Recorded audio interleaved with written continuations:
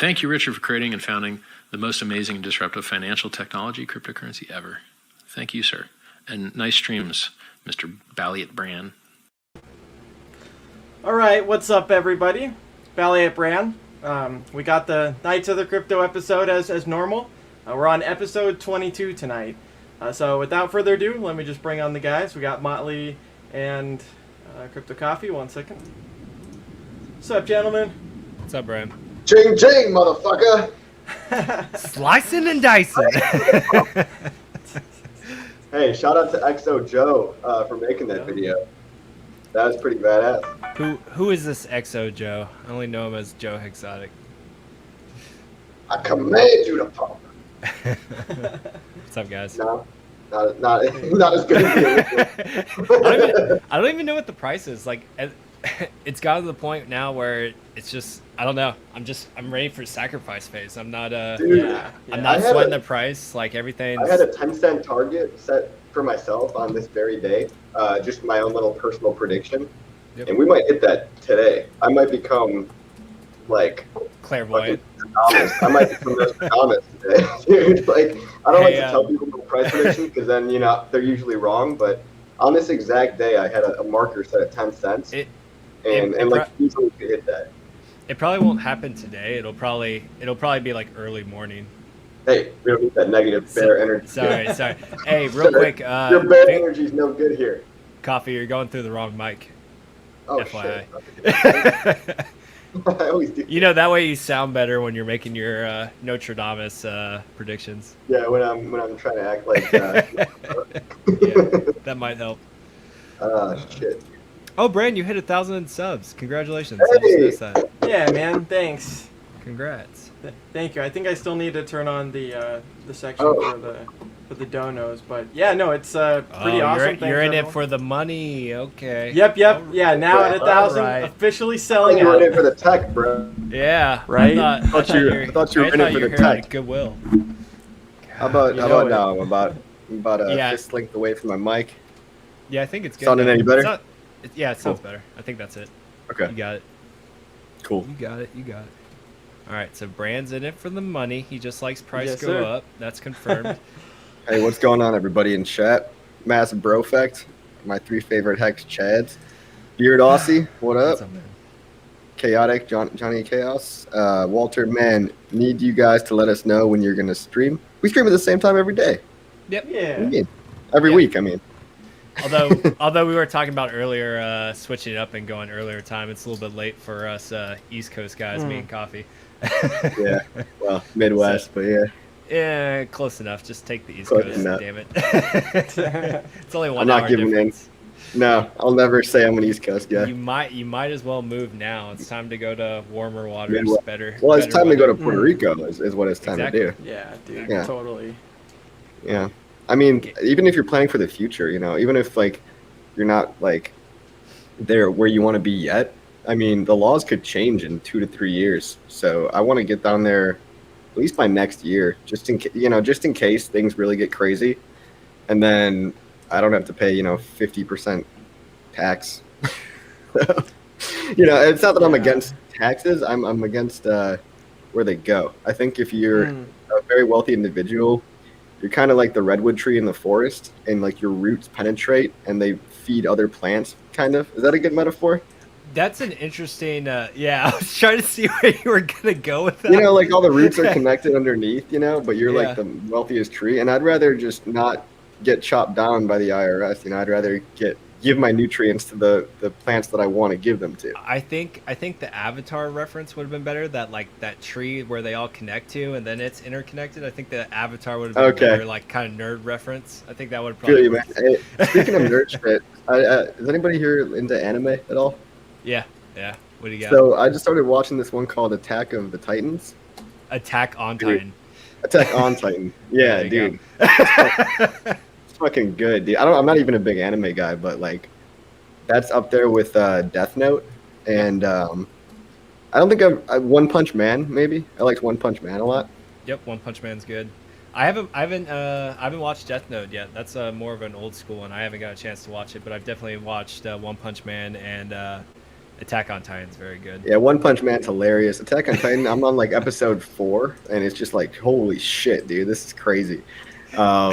Richard Hart is the embodiment of One Punch Man when it comes to like debates at this point. Dude, he's so powerful that everything's like a joke to him. Pretty much. These are my enemies. Shout out to No Maddie wonder you real like quick. Thanks What's for up, the man? raid. Yeah. Oh yeah, Sorry. thanks, Maddie. Hey, good stream earlier, man. After you showed the Hex pendant, I actually went and got one myself. Yep, So, yep. I wanna It's fit really in with you cool. guys. It's really cool. We already got like a clinical psychologist and kind of like therapist type deal. Like we got so many professional people that are really good at what they do. And Maddie was kind of talking about the sudden wealth syndrome thing, or just other like cool things like the fish oil, the omega 369 type stuff. And Yeah. and Well, you then, know what I shout actually out to have him. been taking lately, what I've been taking that's been giving me this all day energy. It's called lion's mane mushroom. It promotes heard of that, yeah. neurogenesis.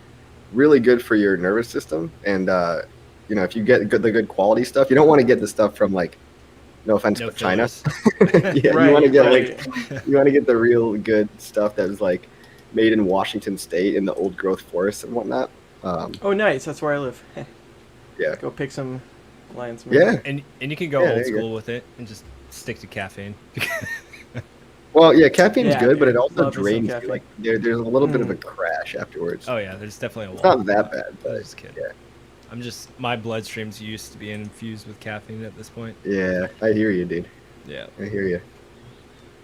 But yeah, Attack on Titan's good. Did you just start? I'm on episode 4, and that's Okay. like the third anime show I've watched. I mean, Death Note is really good. One Punch Man was really good. I can actually see why Richard Hart identifies with the One Punch Man guy, because like Right? Yeah. that's literally his character. He's like, That's- if anybody hasn't seen One Punch Man, just watch it and think about Richard Hart, and Too you'll just overpowered, laugh. too OP.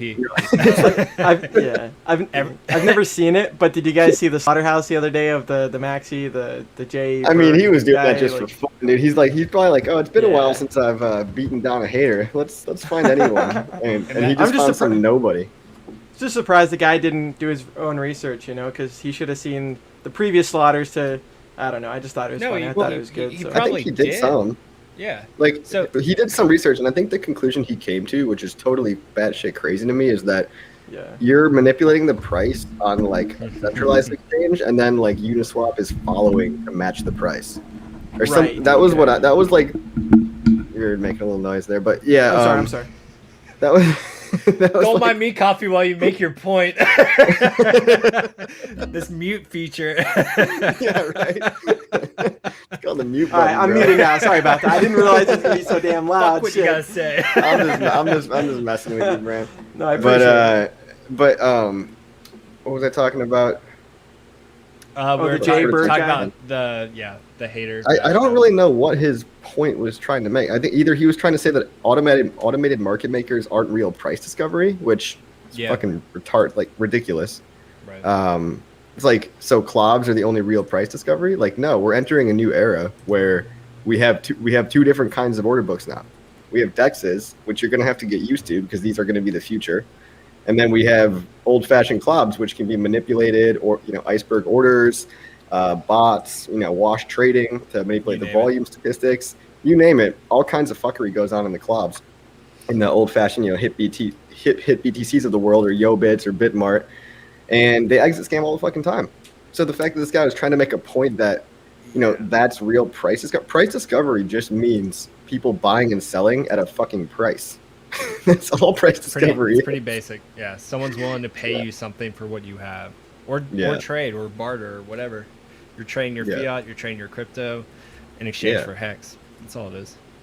Well, it's funny too because like at this point, like Brad was saying, the guy was just kind of like a pleb or whatever. But I mean, at this point, no one with an actual audience, none of these like faux influencers, like no one's willing to debate Richard. Like he's too good at framing the questions. He's too good. His knowledge base is too extensive, and like he crushes people in debates, and he makes them look stupid. So anyone with an actual following or influence, like the word's out. No one wants to step to Richard. So to get good old classic Richard now, you have to go around and beat up on these plebs, and it's kind of bad because at one point Richard was just like, dude, do you have a mental illness? Like, if so, like if you tell me right now you have a mental illness, I'll ease up on you. Like it got to that point. I was like, oh shit. Oh man, I was like, oh shit.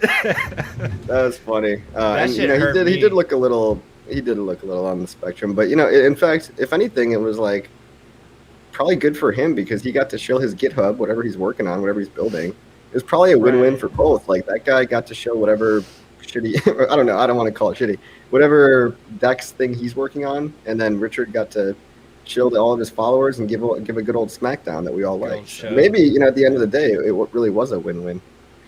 Yeah, I think it was, and I mean, I don't know how much actually transfers over from the Hexican audience at this point though, because Richard really does have such a cult following, and for the most part, everyone's intelligent and thinks for themselves. So like most people don't really go over to these pseudo influencers, pseudo like trading gurus or anything like that. I really don't think we lose much of our audience at this point. Maybe in the beginning, like when we had some of the original stuff with Hexy and some of the other knockoffs, there was a little bit just because of unknowns and people weren't as familiar with like where Hex was potentially going and all the FUD circulating around it.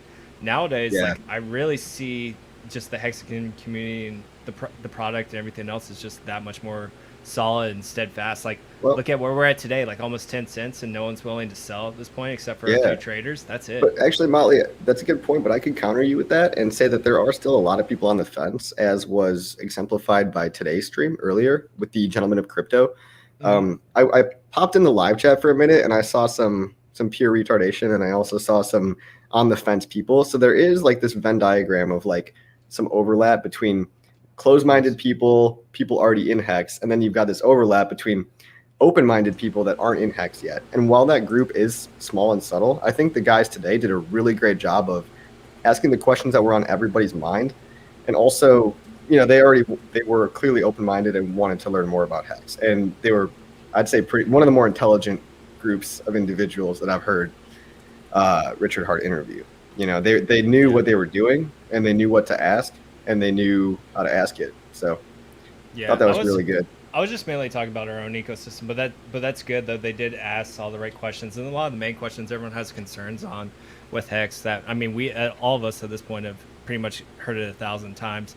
But it was good. Like you said, they were very intelligent, and I forgot I was doing something, so I wasn't able to get in live chats. But it sounded like a lot of you guys were on their channel and in their live chats, just helping people out and answering questions. So that was cool. And then there's two guys in that chat that were saying the same shit over and over, like, "Well, it has no use case." Or like, "Well, so if banks are bad, why would you want to be a banking product?" It's like, oh yeah, very 50 IQ level shit going on. It's like that kind of stuff actually plays into Hex's narrative because people realize that the people asking those questions sound so dumb. So the people with like mid-level intelligence are like, wait, that guy sounds like an idiot. We just explained that we're replacing the products at a bank. Why are you asking a question like saying, why would you want to be a banking product? It's because it's a decentralized banking product. It's because it's not exactly the fucking same.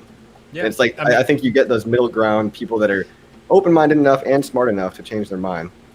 And Richard clarified it even more by just like, it's not even really the bank at that point. It's Hex is more of the Federal Reserve. You're that much closer to the actual source of inflation instead of fucking 5 to 8 guys that control how much money is printed. Yeah, like Polygon. But Polygon. Oh, really coming down. I mean, the CD narrative is perfect for people that are from the traditional system that know what a CD is. But the deeper you dig, the digger you deep, the more you realize that you really are, it is like you are the money printer. You're the Fed. Right. And so if we're making money from thin air, let's make it in a trustless fashion with hard, fast rules that are hard-coded into the blockchain that cannot be changed. So let's get rid of these people that can manipulate the Federal Reserve funds rate and manipulate the base level of money that banks have to hold, the reserve ratio. Let's get rid of all that shit because that's controlled by man, and code is more trustworthy than man. Exactly. Reward the people that are willing to delay gratification in order to essentially make supply more scarce and just hold the price up at the same time. At that point, let them. One of the hardest concepts to understand is when Richard says stakers virtually lend money to unstakers or non-stakers. That concept is really hard to understand, but once it clicks for you, you're like, oh shit. Yeah, by giving people the privilege to hold liquid, they're actually giving you the bonus inflation. So they're foregoing the inflation, but you're lending them the privilege to sell. So you're lending them you're lending them the ability to be free with their funds. Exactly. By holding up the price, by committing to not touch your coins with a heavy penalty. And we could say that a million different ways. We could dice that up. But once that clicked in my brain, and it took me like probably 8 months, like an embarrassingly long time. I was about to say, don't admit that. I was like, looks bad for the course. Yeah, but I don't even try to teach that to people. That's one of those Easter eggs that when you just hear it, and then you get it. Yeah. You guys mentioned, the Federal Reserve and stuff like that, and how Hex is, emulating the same thing. And I remember like a pretty profound quote when Richard one time was like, I'd love to live in a world where we trust math, not man, And I thought that was pretty cool because, like you guys are talking about, they're very somewhat similar in mechanics, but we're on the right side of inflation, and it's, it's not getting devalued per se. It's going to the people that are going to hold up the price. So I thought that was pretty cool. Yeah, and that's what makes Hex so special. It's one of the main reasons I was drawn to it from the beginning. One, obviously Richard Hart is amazing in what he does, but the fact that it was literally a completed project, so thus a product, and it was just all code. Richard popularized audits at that time. Hardly anyone had audits, so he had the actual code audits and then the financial audit, the economics audit. So it was just a combination of just not having to rely on people that potentially are in it for themselves, rug pulls, don't have your best interests at the point. Like when people did all this fundraising back in the day for all these ICOs, they got all the money, and then what motivation do they have to complete the product? This product was done. It's just code. You didn't have to rely on anyone. So it was so appealing to me, and it helped you negate all the early FUD because like none of it actually coincided with what actually Hex was, which is just code that's locked. There's no admin keys. There's no the only thing I even was maybe even potentially worried with Hex is just like, oh, I hope they did their job coding properly because I can't read code. I don't know the different lines. I had to rely on other people that read code. I'm like, yeah, it looks good.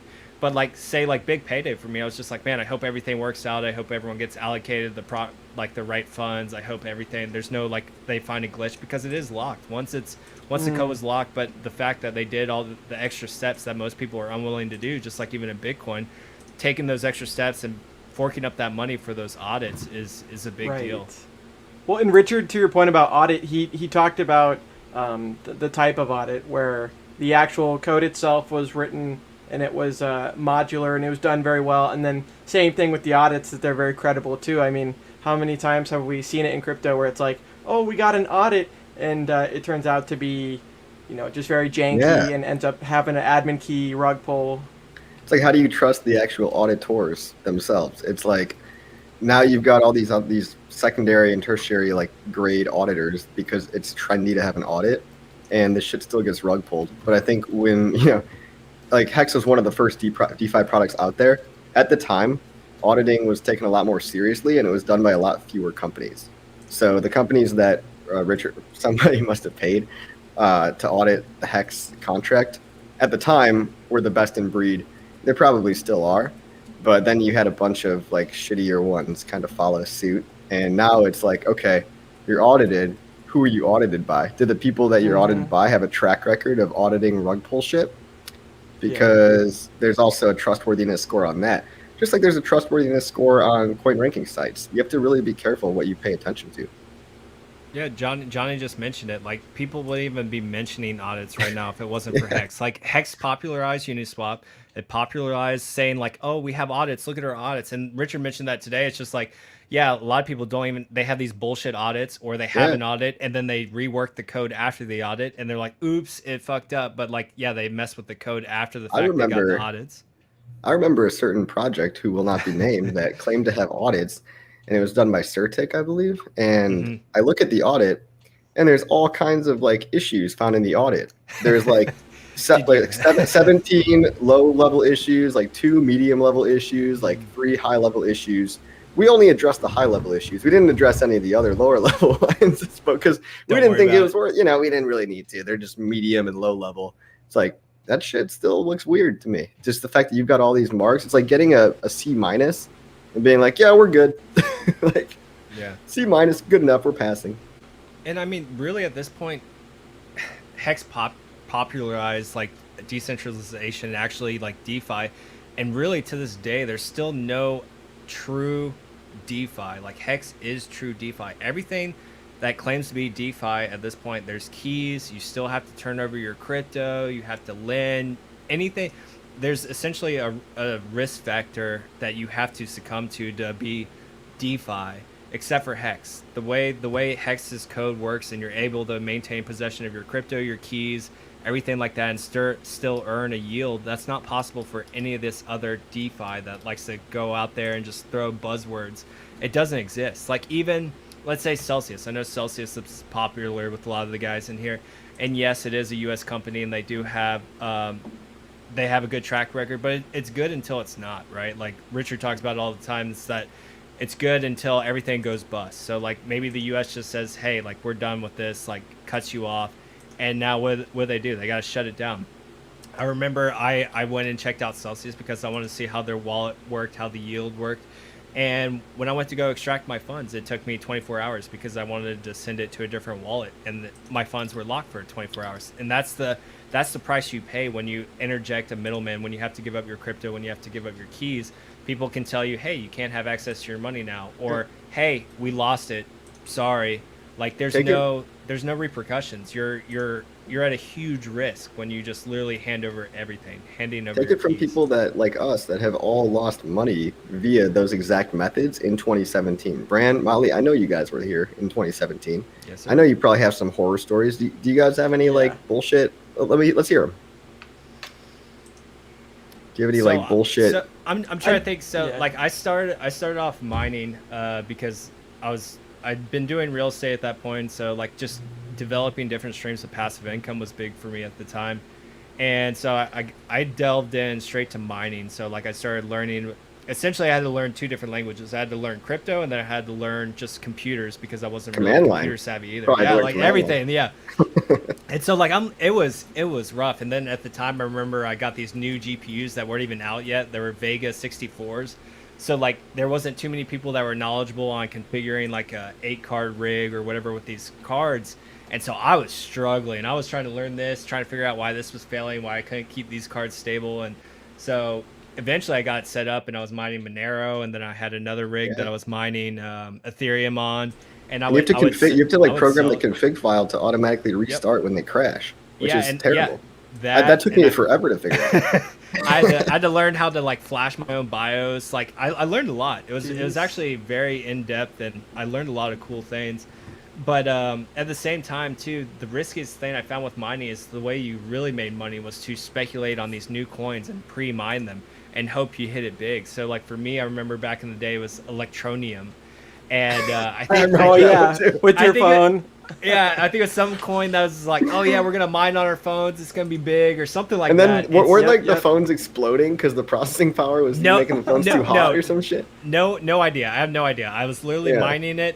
I killed it in the beginning. Like I actually did make thousands of dollars off of it, and then and I maybe had like 20,000-30,000 still hanging, which was a lot of money. And then it was as we started approaching the crash, it just dropped off completely. I was like, what the fuck? This isn't worth shit. This was worth thousands and thousands of dollars, and then almost nothing overnight. Probably would have been better off just buying Electronium, but also that was one of those scams where it's like, we're gonna do mining on phones. Just like, okay, do you realize that the processing power on a fucking phone is like nothing? Yeah. It's like jack shit. And the cooling systems and everything are in place for it anyway. Yeah, if you want to overheat, if you want to use your phone for nothing else but Electronium, and then also blow up the fucking lithium battery because you're gonna overheat your fucking shit. I don't even know if they actually got it to mine or not. I'm not even sure if that. Yeah, it might have been like some fake bullshit like. But the cool thing about mining is the fact that I did learn about computers a lot more. I did learn about crypto. Really, I had to like get like completely down the rabbit hole, right? Because like I spent like $8,000 to $10,000 on mining equipment, essentially all the GPUs, all the motherboards, the PCI slots, everything, the memory, like. So I had to make that shit work, or it's just a hunk of hardware just sitting there. And the cool thing about that, and I've spoken about it before, is I got to see indications in the market just essentially going down. I didn't really realize it at the time, but it was funny how my intuition just took over, because I got in early enough where I could still obtain GPUs. So then I got to see the drought we went through when we were at all-time highs, and you couldn't get a GPU to save your life. You would have to pay 2 to 3 times X on the freaking gray market to get GPUs. And AMD stock was going through the roof, dude. Oh, AMD, fucking NVIDIA, all of them, yep.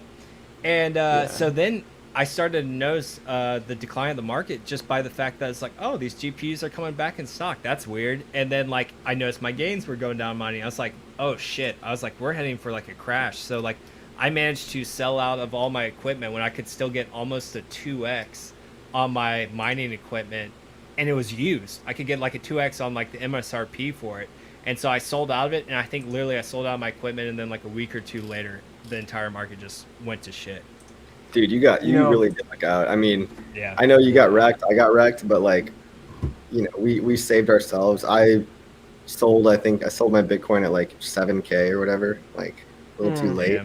Yeah, but I mean, I wrote it almost all the way back down, and a portion of mine I wrote all the way down, just all the way. Like I only sold like a little bit because I remember that descending triangle, and I was like, oh, I'll just sell some and buy it back later. But I was too pussy to sell all my Bitcoin. I was like, well, just fucking sell it all then. Like if you don't, if it's going down, fucking get rid of it.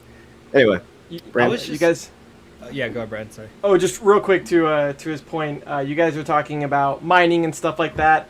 I know Richard has talked about a lot of things, right, that are controversial. Not even controversial, but anyways, the point is the mining, it's not necessarily profitable, right? You'd rather, Richard mentioned it, he spent 1,200 Bitcoin on some miners, and if he would have just held the Bitcoin, it would have done better. So to your guys' point, all of it's kind of like a learning experience, and someone before in the comment mentioned that the wreckage of 2017, like the 2018 bear market, taught a lot of people many things, and that way you can kind of grow from the wreckage.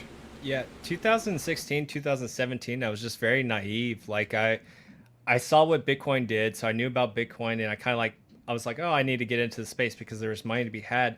And I just found myself, because I was so young and naive in the beginning, I was just chasing pumps. I would get a tip like, oh, you need to go do IOTA. Oh, you need to go jump into Litecoin after it just pumped. Oh, you need to go jump. And I was literally, it was chasing pumps, man. It was like, OMG.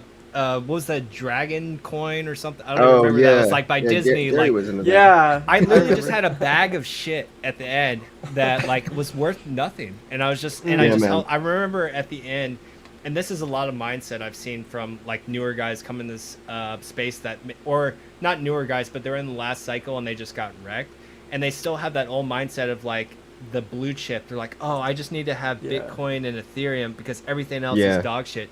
And I kind of had people that don't realize, bitterness. I think we all have this to offer the new people. If this is your first cycle and you did ride Bitcoin from like 10K to 60K, and you did, pick up some hacks maybe, and you still think there is such thing as blue chips, ain't no fucking blue chips in crypto, bro. Fucking to emulate Richard Hart there. But so it all goes up and down together. I hate to fucking break it to you, but like the shit's all correlated, man. Hex is a very different special animal. Except our product, it's the best. Yeah. Well, it really is. So weird. And I got to make a clarification. Even Hex, we say it's decorrelated. It still has a high degree of correlation. It just has a less high degree of correlation than most other coins. So like, let's say Chainlink and Bitcoin are 0.9 correlation. Hex and Bitcoin might be 0.74. I think Gerardo called out that it was 0.74, which is high, but relative to the other altcoins, actually it's relatively low. It's got to look pretty good on top of the fact that it's earning yield and you're growing your stack. Right. And if you're doing it the right way. Yep. Yeah, if you're doing it the right way. That is one other thing that I did learn from 2017 is, there's this theory of like, oh, diversify your portfolio, and so it's like, oh, okay, let me do this into 50 shit coins or just altcoins, and then the more you diversify in that regard. I'm glad, let's just say, that I've centralized my portfolio into Hex after the reckoning. And anyways, just sometimes there are certain fallacies that's like, oh, okay, everyone thinks like you mentioned that mining is going to be super profitable, and then you try it and like the hash rate goes up a whole bunch. So Yeah, it's just something like people had to figure out, and this is why I don't give people too much of a hard time when maybe they just didn't get into Hex, or like if they don't call it a scam and everything, but at the same time they're just like, oh, there's too many coins out there. Like it's hard. Like you can really only focus maybe like 3 to 5 coins really and dig deep and see if there's any merit to them, if they're doing anything special, if the code is good, if they have a good community. Like you can only do that you only have so much brain space for that. And I know like Miguel's very good at going out and finding different alternative coins and stuff like that, but really even him, he can only focus on so many. So like Pulse Chain coming up, like I've had to keep him updated on some of the new stuff with Pulse Chain because he's out there looking at other stuff, and like he has to take a little bit of his brain space away from Pulse Chain to go delve and look at other stuff, other communities, other coins. You can really only divert so much of your brain power to so many different areas, so you can only look at a couple at a time and really give it the full attention you need. So like there's focused diversification, and then there's just like I'm going to cast a wide net and hope something hits, and one's a little bit more gambling than the other one that you're actually doing the research and putting the time effort in. And even then, if you're doing 3 to 5 coins, you might not be putting sufficient time and energy into the coins to do enough research to make sure that it is actually what you think it is.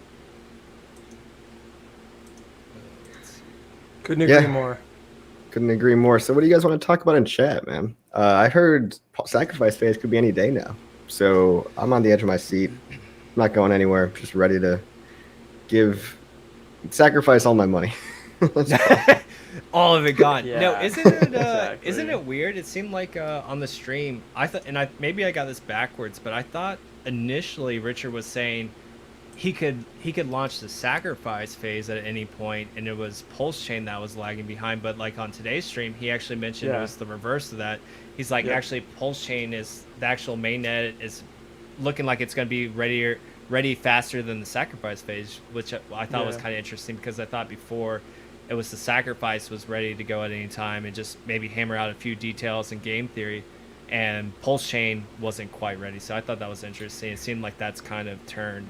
And I don't know if that was the recent addition he tried to add to it, where these coins can be sacrificed directly from the exchange or what have you.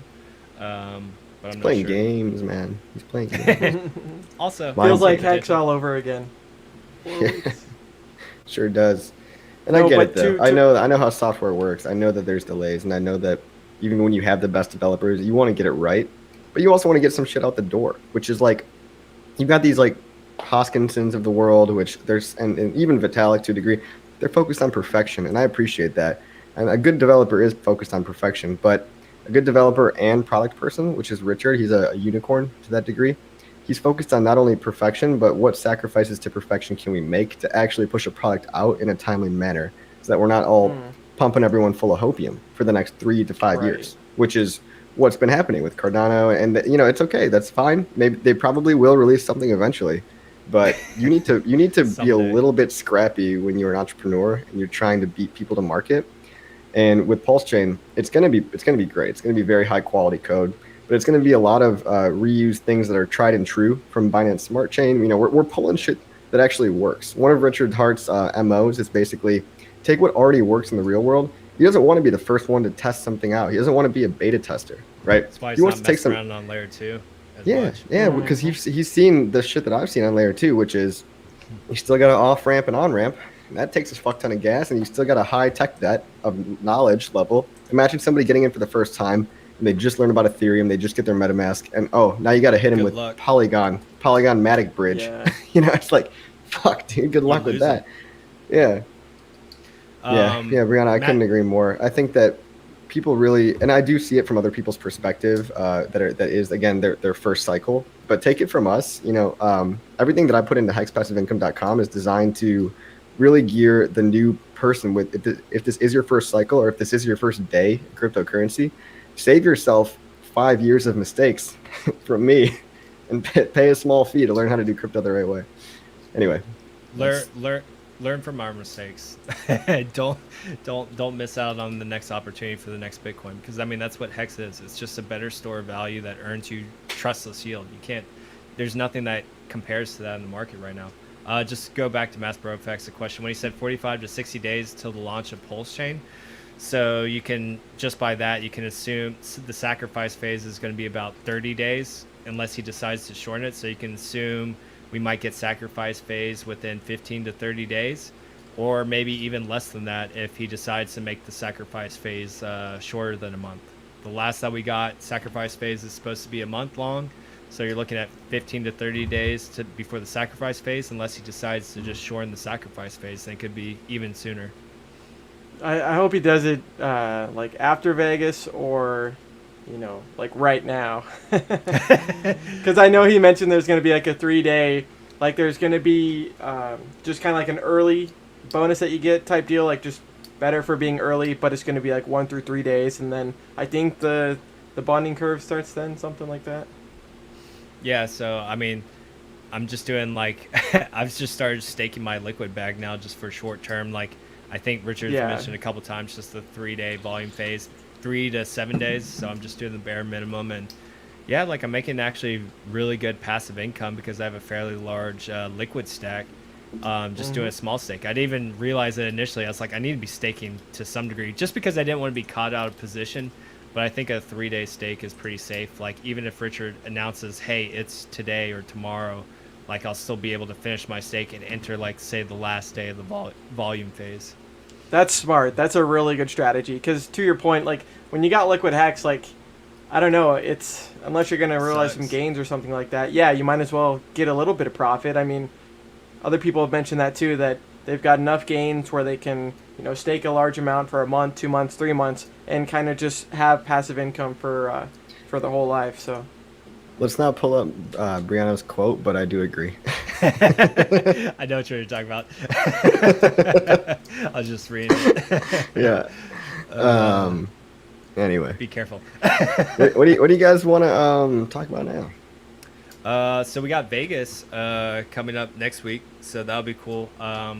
I don't think I've talked to you guys yet, but I was essentially thinking, since all of us besides Dollar Cost is going to be in Vegas, we can probably I was going to bring some streaming stuff, and we can just stream out of the hotel room just real quick, just check in with everyone. Sure. It'd be fun. And then hopefully by then Markable Thoughts is working on something for the show, so hopefully that's all done, and then we can reveal it then. So yeah, should be I've got pretty good. A website in the works for you as well. Very basic, bare bones, but knightscrypto.com. You can go there now if you want.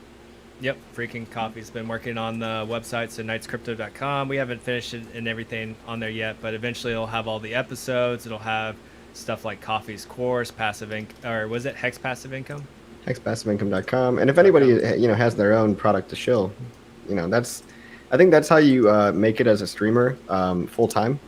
So when we go full time crypto, Richard Hart actually nails this.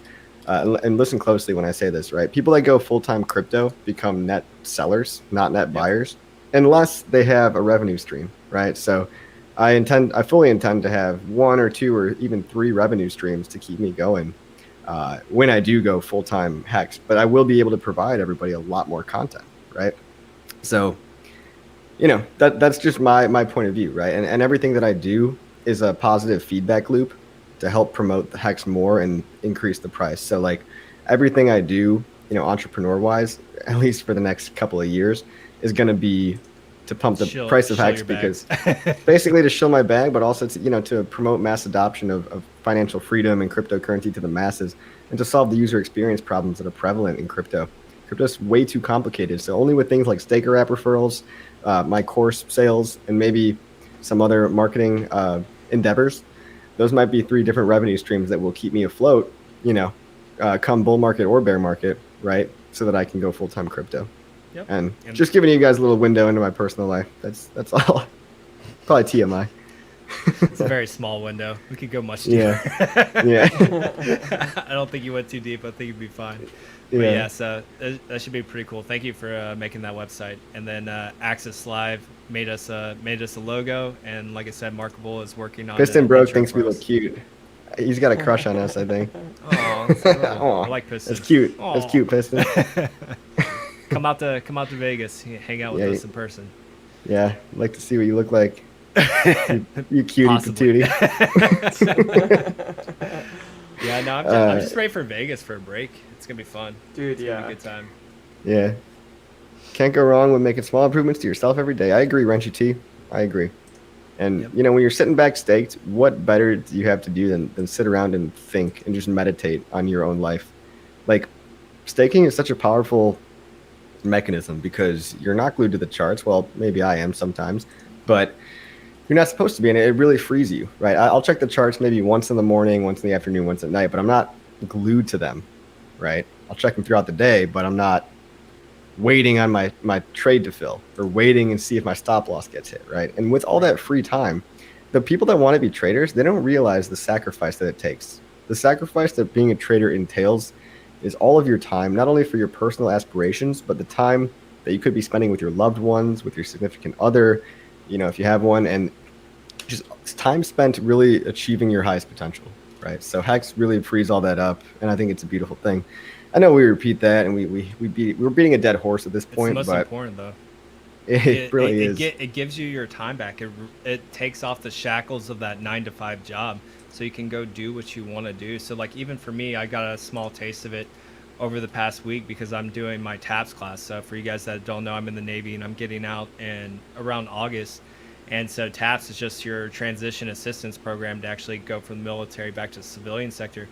And so I don't have to go into work for this past week. So I do some bullshit course and then I go do whatever I want. So like literally I've just been going to the pool, going to work out, go eat what I want to do, go walk around, talk to you guys, like whatever I want to do, whatever's on the docket, whatever I want to improve on, whatever I want to read about, whatever I want to study, whatever I want to watch, you name it. It's just the freedom of having your time back. You're not a wage slave anymore. The shackles are off of having to grind out a 9-to-5 for a job you don't give a shit about, for a boss you don't give a shit about, and you get to reallocate your time where it's most important for you. And that's the ultimate freedom. And that's what Hex's passive income does for all of us. Like I got a small taste of it this past week, and I'm really looking forward to the future of just this is my new reality.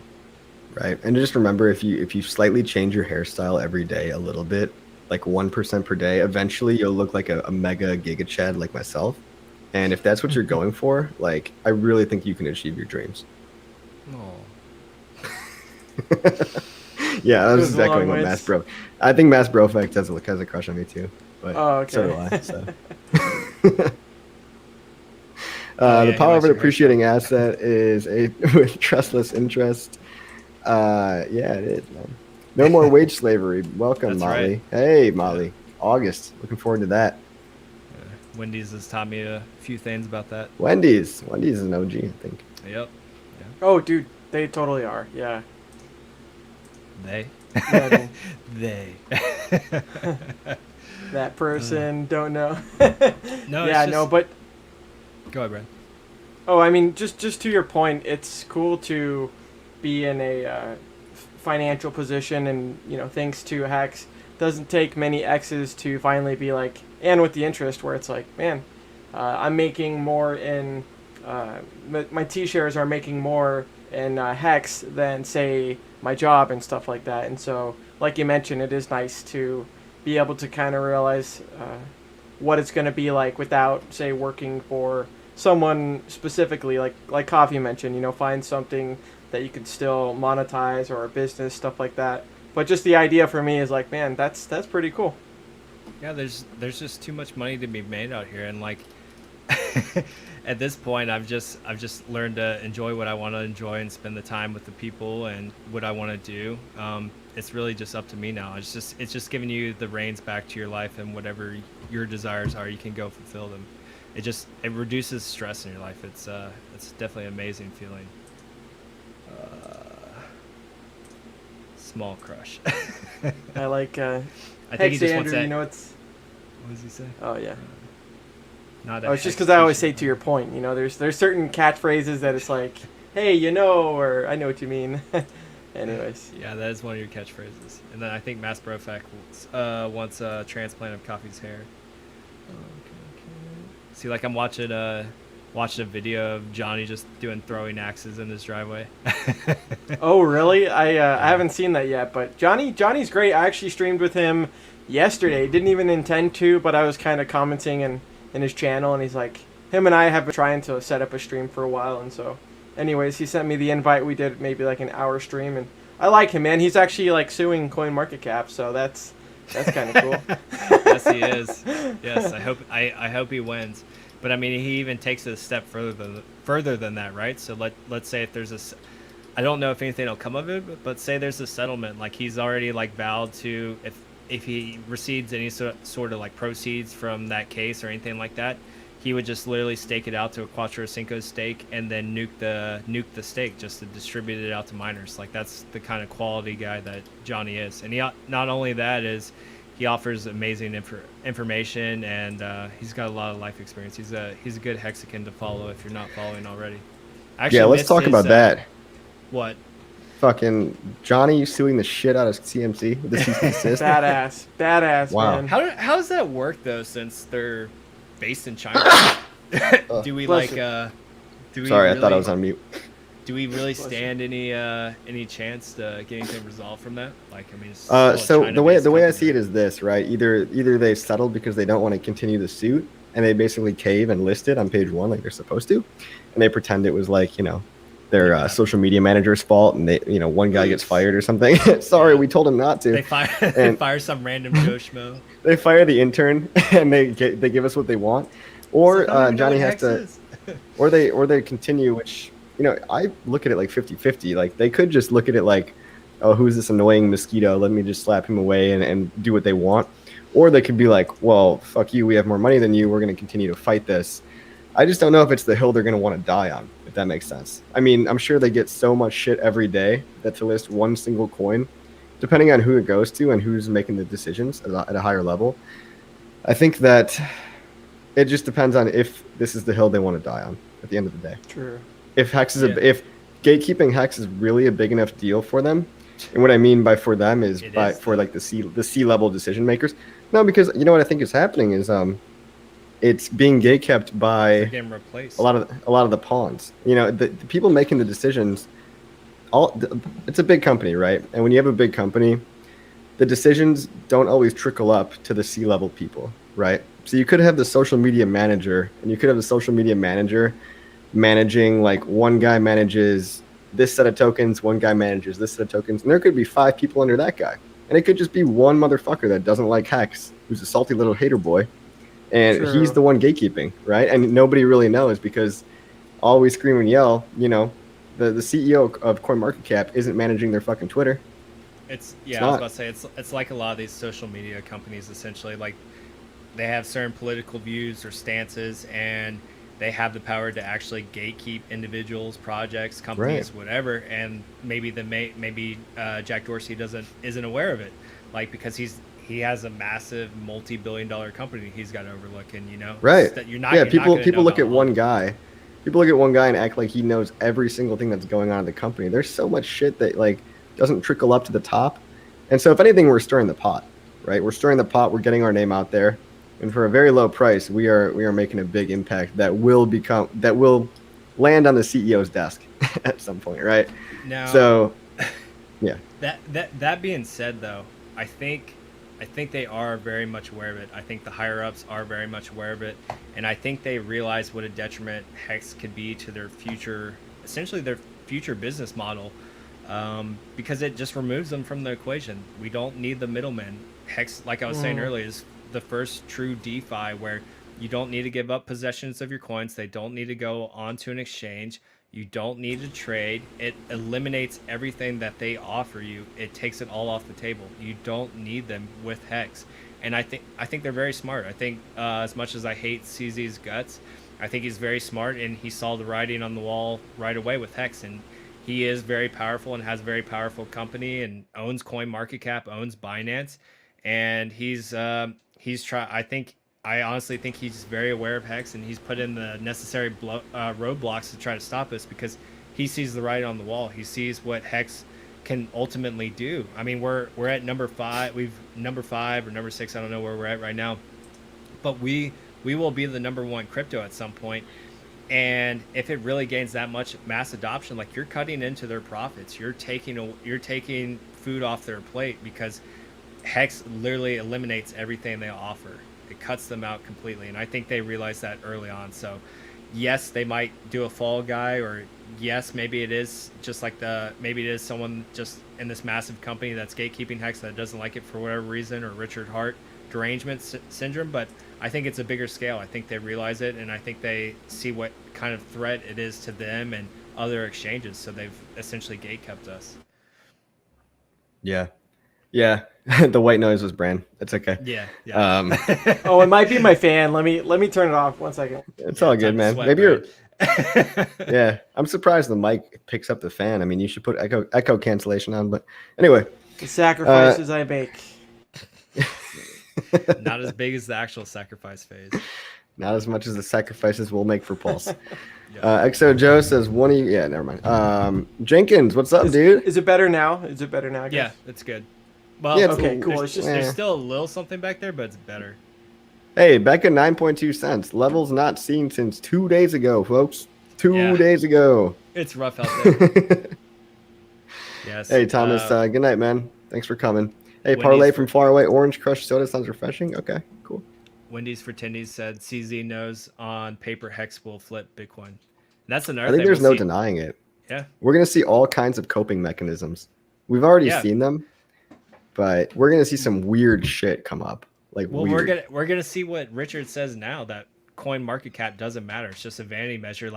And Bitcoin doesn't like go out there and say that narrative, because they've held that #1 market cap spot forever. But the moment one coin flips them, whether it's Hex or Ethereum first, you bet your ass they're gonna come up with every coping mechanism they can. Like, oh, coin market cap's just a vanity measure, or oh, it was a flash loan, something. Like, there's gonna be so much crazy. It's all wash trading. Shit. It's all the accounts are bots. Richard is wash trading with himself. It's all these damn dexes. Yeah. Like, do you know how hard it would be to wash trade with yourself? Like, you would be broke after a month if you tried one, because you'd be like eaten alive. Even if you had, let's say, like 10,000 or 100,000 Ethereum, if you were just wash trading with yourself, you would lose money really quick. You'd be just bleeding money. This is real fucking people buying. It's real fucking people. Yeah, you're definitely right. Is the audio better now? I didn't realize, but echo cancellation was turned off. It's much better, Brand. You're very sultry. Okay.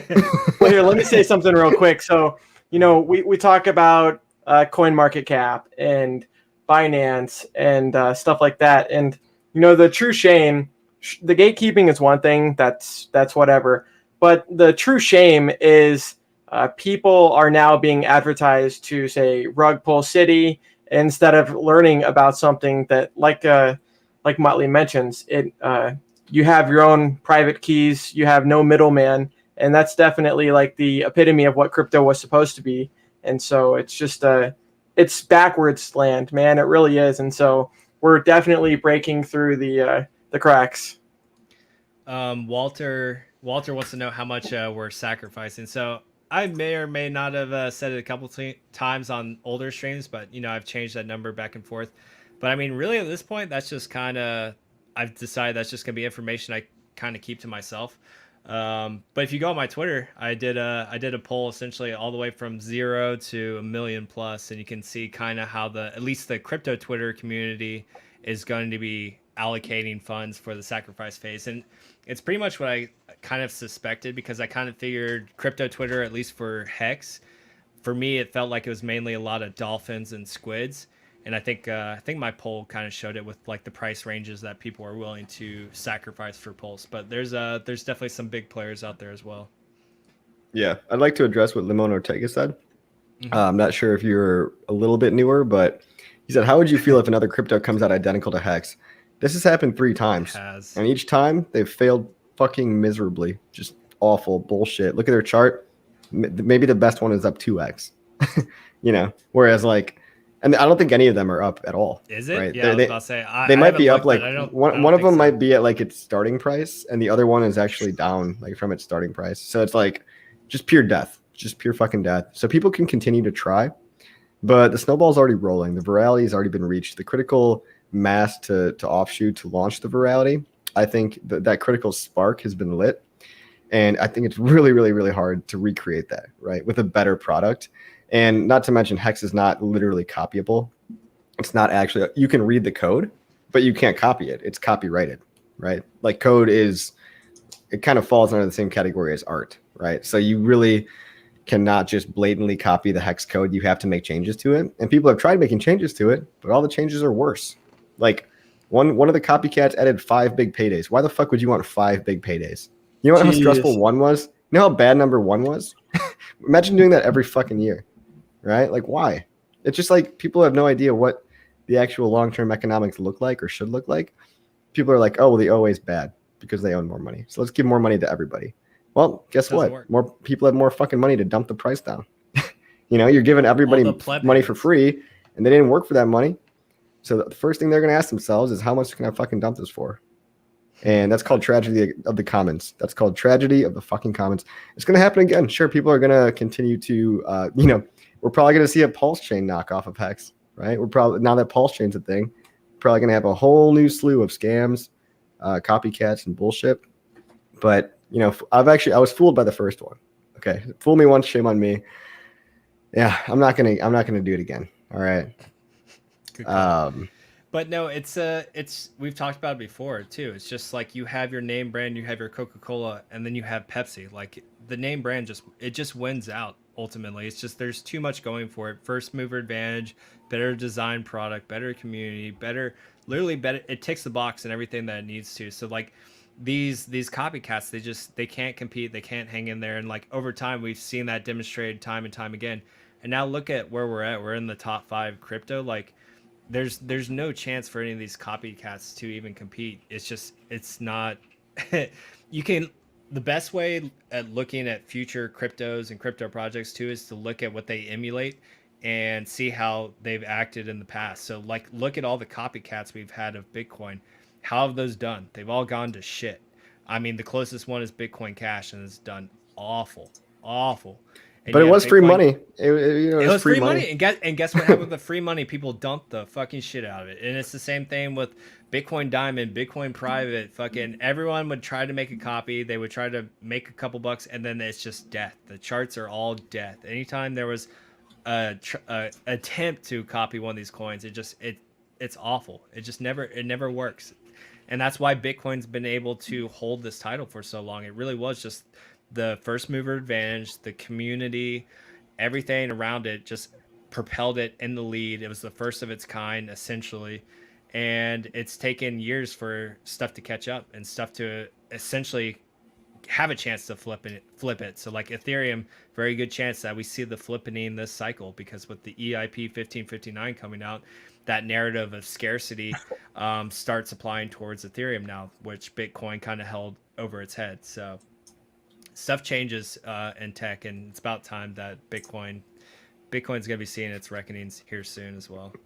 You guys ever see that old George Bush video? Like, fool me once, shame on me. And he doesn't know the rest of the quotes. He's like, fool me twice, you can't fool me again. No, I haven't seen that. Dude, classic, man. That's hilarious. Let's see. You can't fool me again, you son of a bitch. Someone else had a question, right? And just since it was quiet for a second. So I think, let's see, doesn't matter who it is. I'll bring it up in just a second. But okay, right here. Does Pulse token beat the Hex in price in 3 years? Well, and that's kind of different too, because you got, Hex on the Ethereum side and on Pulse. And I agree, they're kind of two different things. One of them is going to gain price, I guess, through the network adoption, right? And how much it's used. And then the other one, like Hex, I think that's just more of the store of value. Yeah, I think the store value over the pipe, like Richard's talked about, is always going to have the more value. I mean, it goes without saying, right? You have a store of value that earns you yield. Now, I think Pulse there'll be stuff in the ecosystem that you can gain yield on as well, whether that be delegating your Pulse tokens to a validator and get a percentage of their fee. I'm sure there might be some liquidity farming in the future. There'll be revenue streams you can probably utilize with your Pulse, if I had to imagine what they're going to do. But I think ultimately Hex is going to win out as it is the store. It's designed to be the store value that earns you yield. So, there you go, Brand. You turned on your. There we go. This is what Brand is here for. The 369 guys. Got it turned on midstream. Oh my god. Just kidding. No, but yeah. No, I think ultimately Hex is still going to be the better. I think it's gonna have the best price appreciation, the better store value, and then you continue to grow your stack by 40% if you have a longer than average stake length. It's just hard to beat. Yeah, man. I'm dumping all my pulse for Hex. You know what? Lamont Ortega, can you pull up his quote really quick?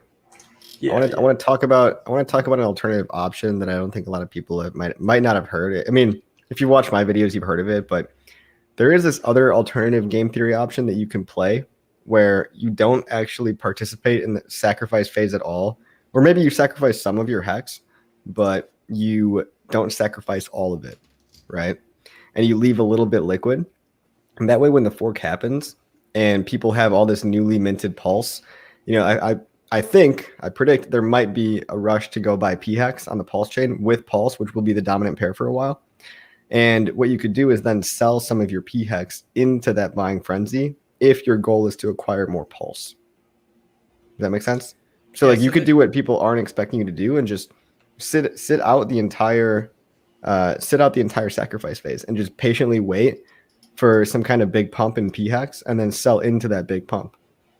Yeah, so there's numerous things so on the sacrifice phase, like for me personally, I'm going to have an allocation of Hex and I'm going to have an allocation of USDC because I think we're going to see some amazing pumpage during that time, but you're going to have some fuckery from whales as well, trying to sell down the price of Hex. So then, they get more pulse than you because you just had full bags of Hex. So it's my little bit of hedge to have some USDC along with my Hex bag. And then depending on what the price is doing or fluctuating, I'll either sacrifice that Hex or I'll have that USDC readily available and I can trade it to Hex just to pump my bag before I sacrifice it. But I had it in that stable coin, so I wasn't as affected as the person who has all in Hex when it comes to the sacrifice phase. So that's kind of the basic play there for me. And then hopefully if I read the pumps correctly, then I can spend even a smaller fraction of my bag when it comes to sacrificing. And let's say after we get out of the volume phase, let's say there's some really good run-ups on price. Maybe we get that 20, 30 cent and beyond Hex price. I can sacrifice even smaller fraction of my bag and get a lot more pulse.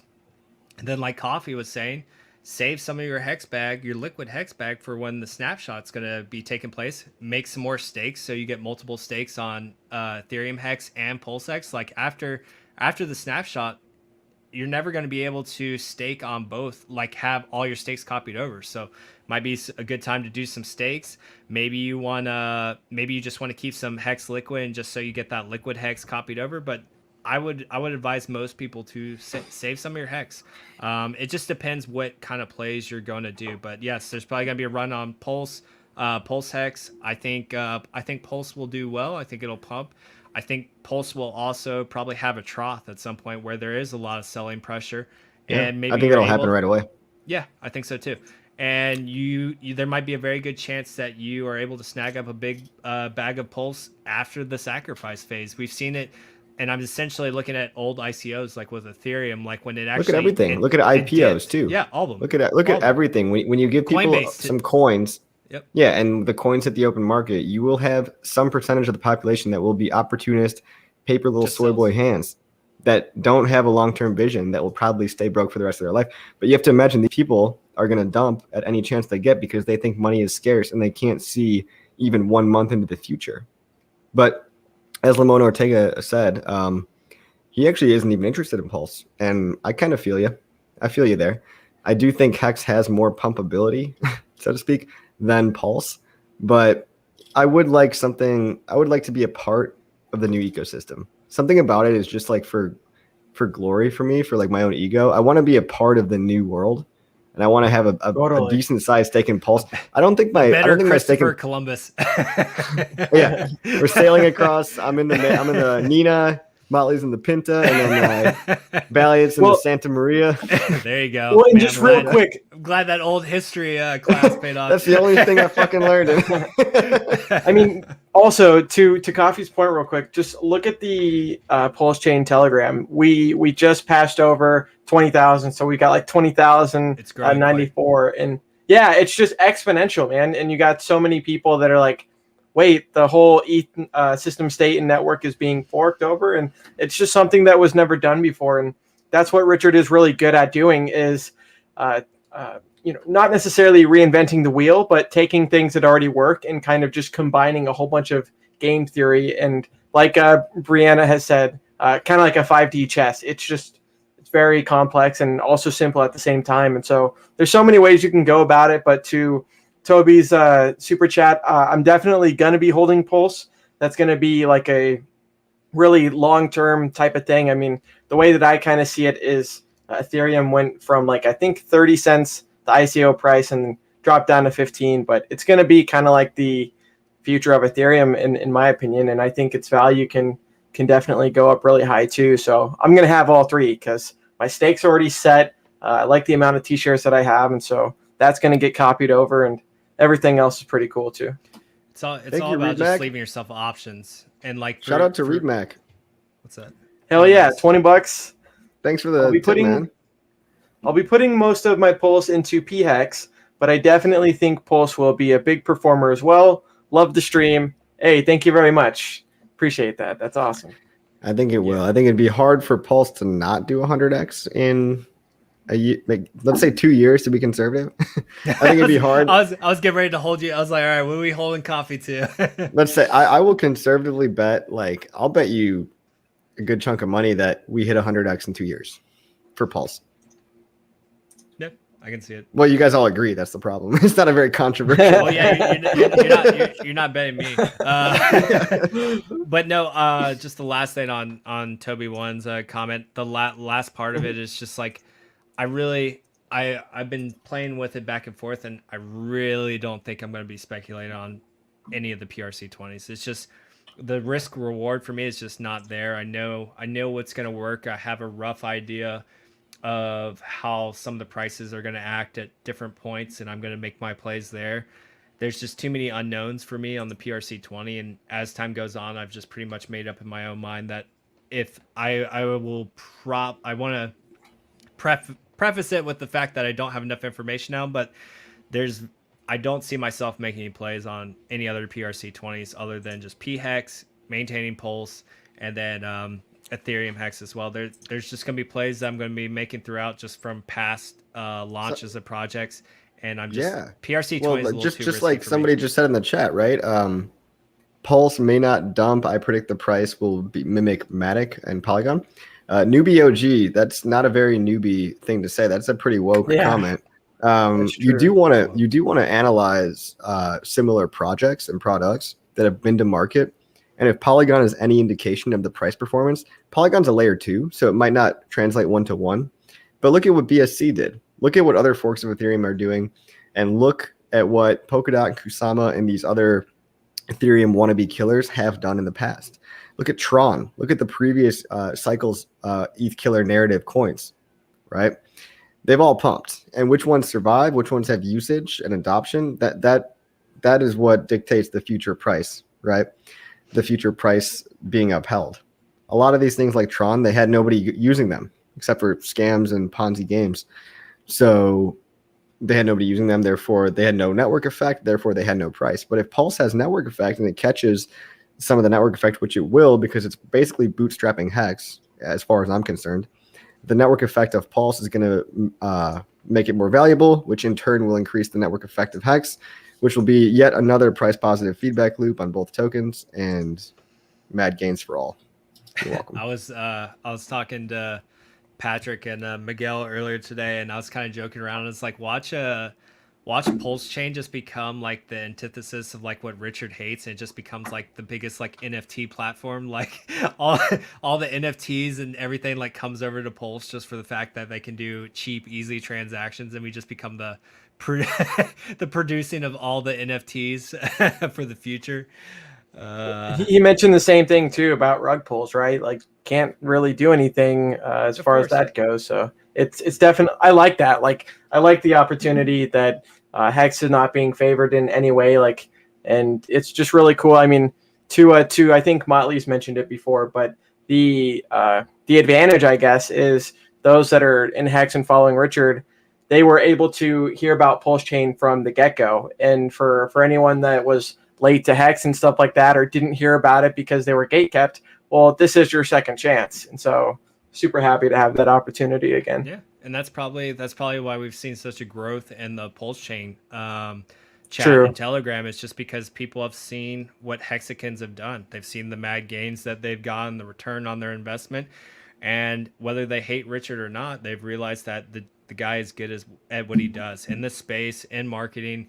He's a smart individual. So like, even if they have the Richard Hart derangement syndrome, they're like, fuck, maybe I should throw a little bit of money in here and see if I can actually do something like these Hexicans did. So like, I think that's why we've seen such an exponential growth in Pulse Chain. And then obviously it doesn't favor Hexicans as well. It's unbiased, but yeah, it'll be interesting to watch it play out. But yeah, just that last little comment on the NFT thing. I'm gonna take a small joy in the fact that during this airdrop, all those people with one of one NFTs are gonna get a copy of it. So to me, I just find that funny that these rare, unique NFTs it's gonna show just like, hey guys, by the way, here's a copy of that one of one NFT you have.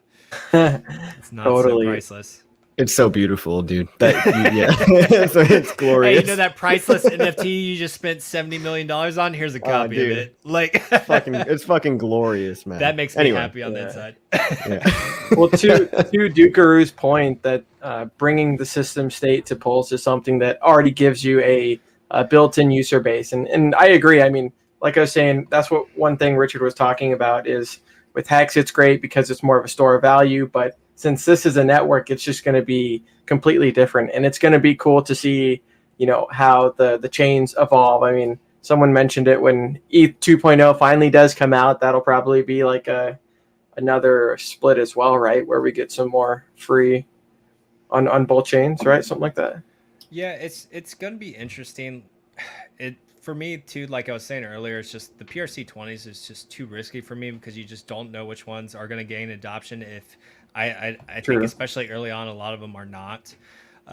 So with this, to me, it's more of just even a play of just Richard's marketing side. It's just like, hey, I'm doing the world's largest airdrop you've ever seen in cryptocurrency. Like that's the title, right? Like that gets you eyeballs, that gets people interested in what you're doing. That gets the whole crypto space, whether they love you or hate you, to look at you. So for me, I almost see it. Dude, the word airdrop just brings out like the scum. I was just like, airdrops? What? yeah. Hey, world's largest worldwide airdrop. Win airdrop, sir. Hey, how do I get claim free my money, airdrop? Sir? Yeah, it brings everyone out the crevices and crooks. Sorry, people will do more work for free money than they will to fucking make more money than they could have made in their search for free money. Exactly. It's disgusting. The human race never ceases to disappoint me. Yeah, all those people hunting for MetaMask, how dare you? Shame. That's me. Well, no, I hope they do that. Just yeah, because I know you can buy your private island. Oh yeah. Let's see. Henry says Richard reminds me of Trump. I think he does, but I think he also realizes where Trump fucked up. So I think he's aware of that. He walks the line better. He walks the line, right? Yep. Better, right? Yes. Not saying it's perfect, but he definitely walks the line better. Yeah, guys, I gotta get going. I got some plans, but I will. It's great hanging out with you guys. I'll see you all on the next one. Thank you, Toby One, for the yes. Peace Later, out, guys. Oh yeah, man. Sounds good. All right, let's read Toby's comment. So, if I was the dude that owned the $70 million NFT, I'd list my Pulse version for $35 million to recoup some of my cost. Hell yeah, and sweet discount. Yeah, right. 50% off. How great would it be that be for Pulse? Yeah, I mean, I don't know. It's gonna be interesting, but yeah, I just get satisfaction knowing that all those NFTs are here's your one of one duplicated. Enjoy. Yeah, airdrops are nice. It's kind of interesting though because as of late we haven't seen too many airdrops. We haven't seen it from a lot of these dexes, besides like 1inch and Uniswap. We haven't seen it from these aggregators like we thought we were gonna see. So I'll be curious at some point. My theory was essentially they were waiting for the full-on bull run, which might not come until later. I know a lot of us have talked about double top, and it might come much later. It might come 2022. So I'm just curious to see if some of these other companies do it or not. But if they do, it'll be very nice because I know I've dabbled in pretty much everything from MetaMask to Matcha to DYDX, you name it. I definitely have some wallets that cover all this, and it's just a good thing you guys can do if you're gonna buy some more Hex, buy some more Ethereum, whatever you're gonna buy it with a new wallet, buy it with a new exchange. If you lose a little bit, maybe the opportunity cost is there. It's not full degen, but it's free money in the future if you do end up getting lucky and hit that kind of lotto of airdrops. Airdrops are just kind of fun at this point. If you get them, you get them. If you don't, so be it. Well, like you mentioned, when you're using the other platforms or exchanges and different technologies, sometimes there are those benefits of airdrops or, hey, since you guys were the loyal fan base that used us, like with Uniswap, no one expected that to come out. And like Richard had mentioned, it really was like a duct taping on of a token. But, we see how well that did. And it's a governance token where they own the majority of the supply and they get the ultimate vote. So it's just there's no purpose of the token. But people continue to buy it because price go up. Ultimately, that's what matters above everything else. Blue Bum has a comment. It's like, have you guys already discussed who the top 20 founders are that have contacted Richard about getting into Pulse? I don't know if there's too much to discuss. I don't think he didn't name drop anyone. They could have not. Could be a marketing play on Richard's end. Was that today or when was that? That was on the Gentleman in Crypto. Yeah, I think it was Gentleman in Crypto stream. Okay, he I missed it. Yeah, he was talking to them. He said he's had a couple people that necessarily didn't agree with Hex, but were interested in Pulse. And he just mentioned he wasn't gonna name drop who they were, and I mean that could be the case. It might not. I don't think it's 20. It's probably a good handful of them, but he didn't drop any names or anything like that. Or it could just be a pure marketing move because it grabbed Blue Bum's attention. So it's good marketing, whether it's true or not, or exaggerated to some degree. Well, like we've also talked about, that the people that just jumped on like the cult bandwagon in the hype train to just hate against Richard Hart, they all lost out on 1733x, whatever it ends up being, and that's just before the staking. And so it's cool to see that, like Blue Bum mentions, that people that had their eyes closed to Hex, they can at least be more open-minded because this is just a totally different project. So I think that's awesome that we're going to be getting a different pool and different resource of people. Yeah. Dukaroo says, I don't believe Pulse can repeat the gains of Hex. Yeah, I mean, honestly, Dukaroo, I agree with you. I think Hex is still the golden ticket, still the diamond out of everything. But I think Pulse will do very well. There's just more details that I think we still need to get a better determination in the future. It goes sideways. I will say one thing to Henry. I'm continuing to buy coins while the market goes sideways. Honestly, that's definitely a good strategy that I've just seen work out, where when it's not necessarily dumping all the way down, but when something is kind of chopping sideways and there's good volume and whatnot, like usually, at least with Hex, we've seen it do its little dip and then back up, and now it's just consolidating at 9 cents and whatnot. And so when that does break through, it's just building up energy the whole time like a coiled spring, and it's really cool. Like he mentions, I mean, it's probably not going to break down to the downside. We see how much buy pressure that there's going to be with all of these events coming out for Pulse Chain and Sacrifice and stuff like that. So I think we're just getting started. And Nagabo kind of mentioned that, I mean, some of these numbers are just crazy to think about, but yeah, he was thinking like $50 Hex at Sacrifice, and it's like I didn't watch this stream. I saw the title. It was a good clickbait title, but let's get to $1 first, and then we can talk about multiple dollars after that. Hey, appreciate you, Toby. That's really generous of you. He says this one's to show appreciation for all that Knights do.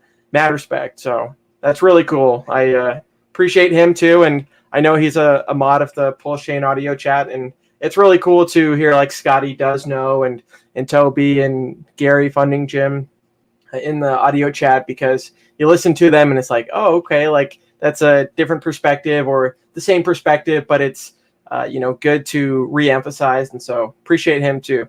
Yeah, thank you, Toby.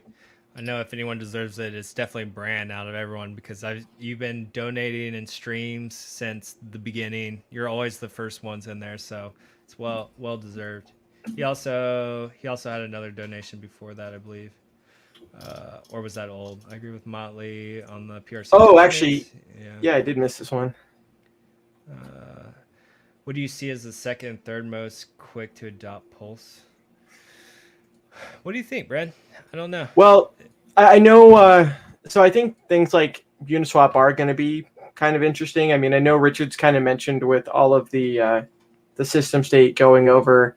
Uniswap is pretty similar to Hex in the act that it doesn't have any admin keys, and so I don't know, that one might be popular. I mean, Torn might be popular, the Tornado Cash token. I'm not actually sure what utility it does, so maybe that's not correct, but I think things that are like that, like some people have talked about, like I'm drawing a blank, but like synthetics and stuff like that people are using currently, or lending stuff maybe. I'm not sure.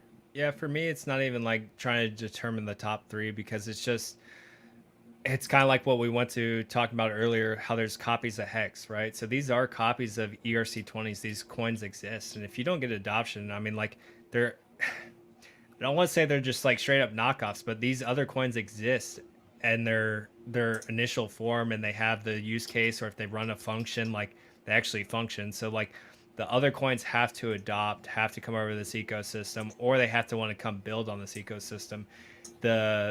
Someone brought this point up to me earlier, and it made a lot of sense, right? Like these PRC20s, like there's a good chance most of them are going to fail, and for me it's not the play to make. So essentially I've diverted my attention to other more predictable plays to essentially profit and make money. So for me, the PRC20s are pretty much just out of the picture, out of mind, just not where I'm focusing my efforts anymore. Same thing. I mean, we kind of talk about the analogy of, or I guess I'm using an analogy, but when it comes to mining versus just buying the coins, right? And that's kind of how I see this as well, where I'm not sure what the ultimate play is going to be, nor do I really care, but I know that I can at least get a decent Pulse bag and kind of just hold on to that, knowing that that's going to be like the substrate for the stuff that everything's built on top of. Yeah, I do want the opportunity to.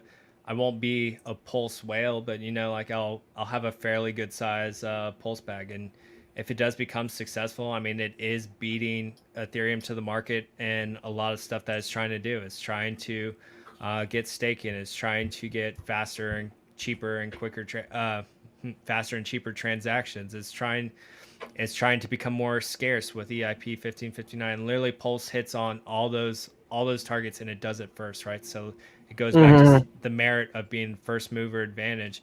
And not only is Pulse able to do this, but it's easier for Richard to design something like this, because he doesn't have to work on actively integrating this into a chain that's already up and running.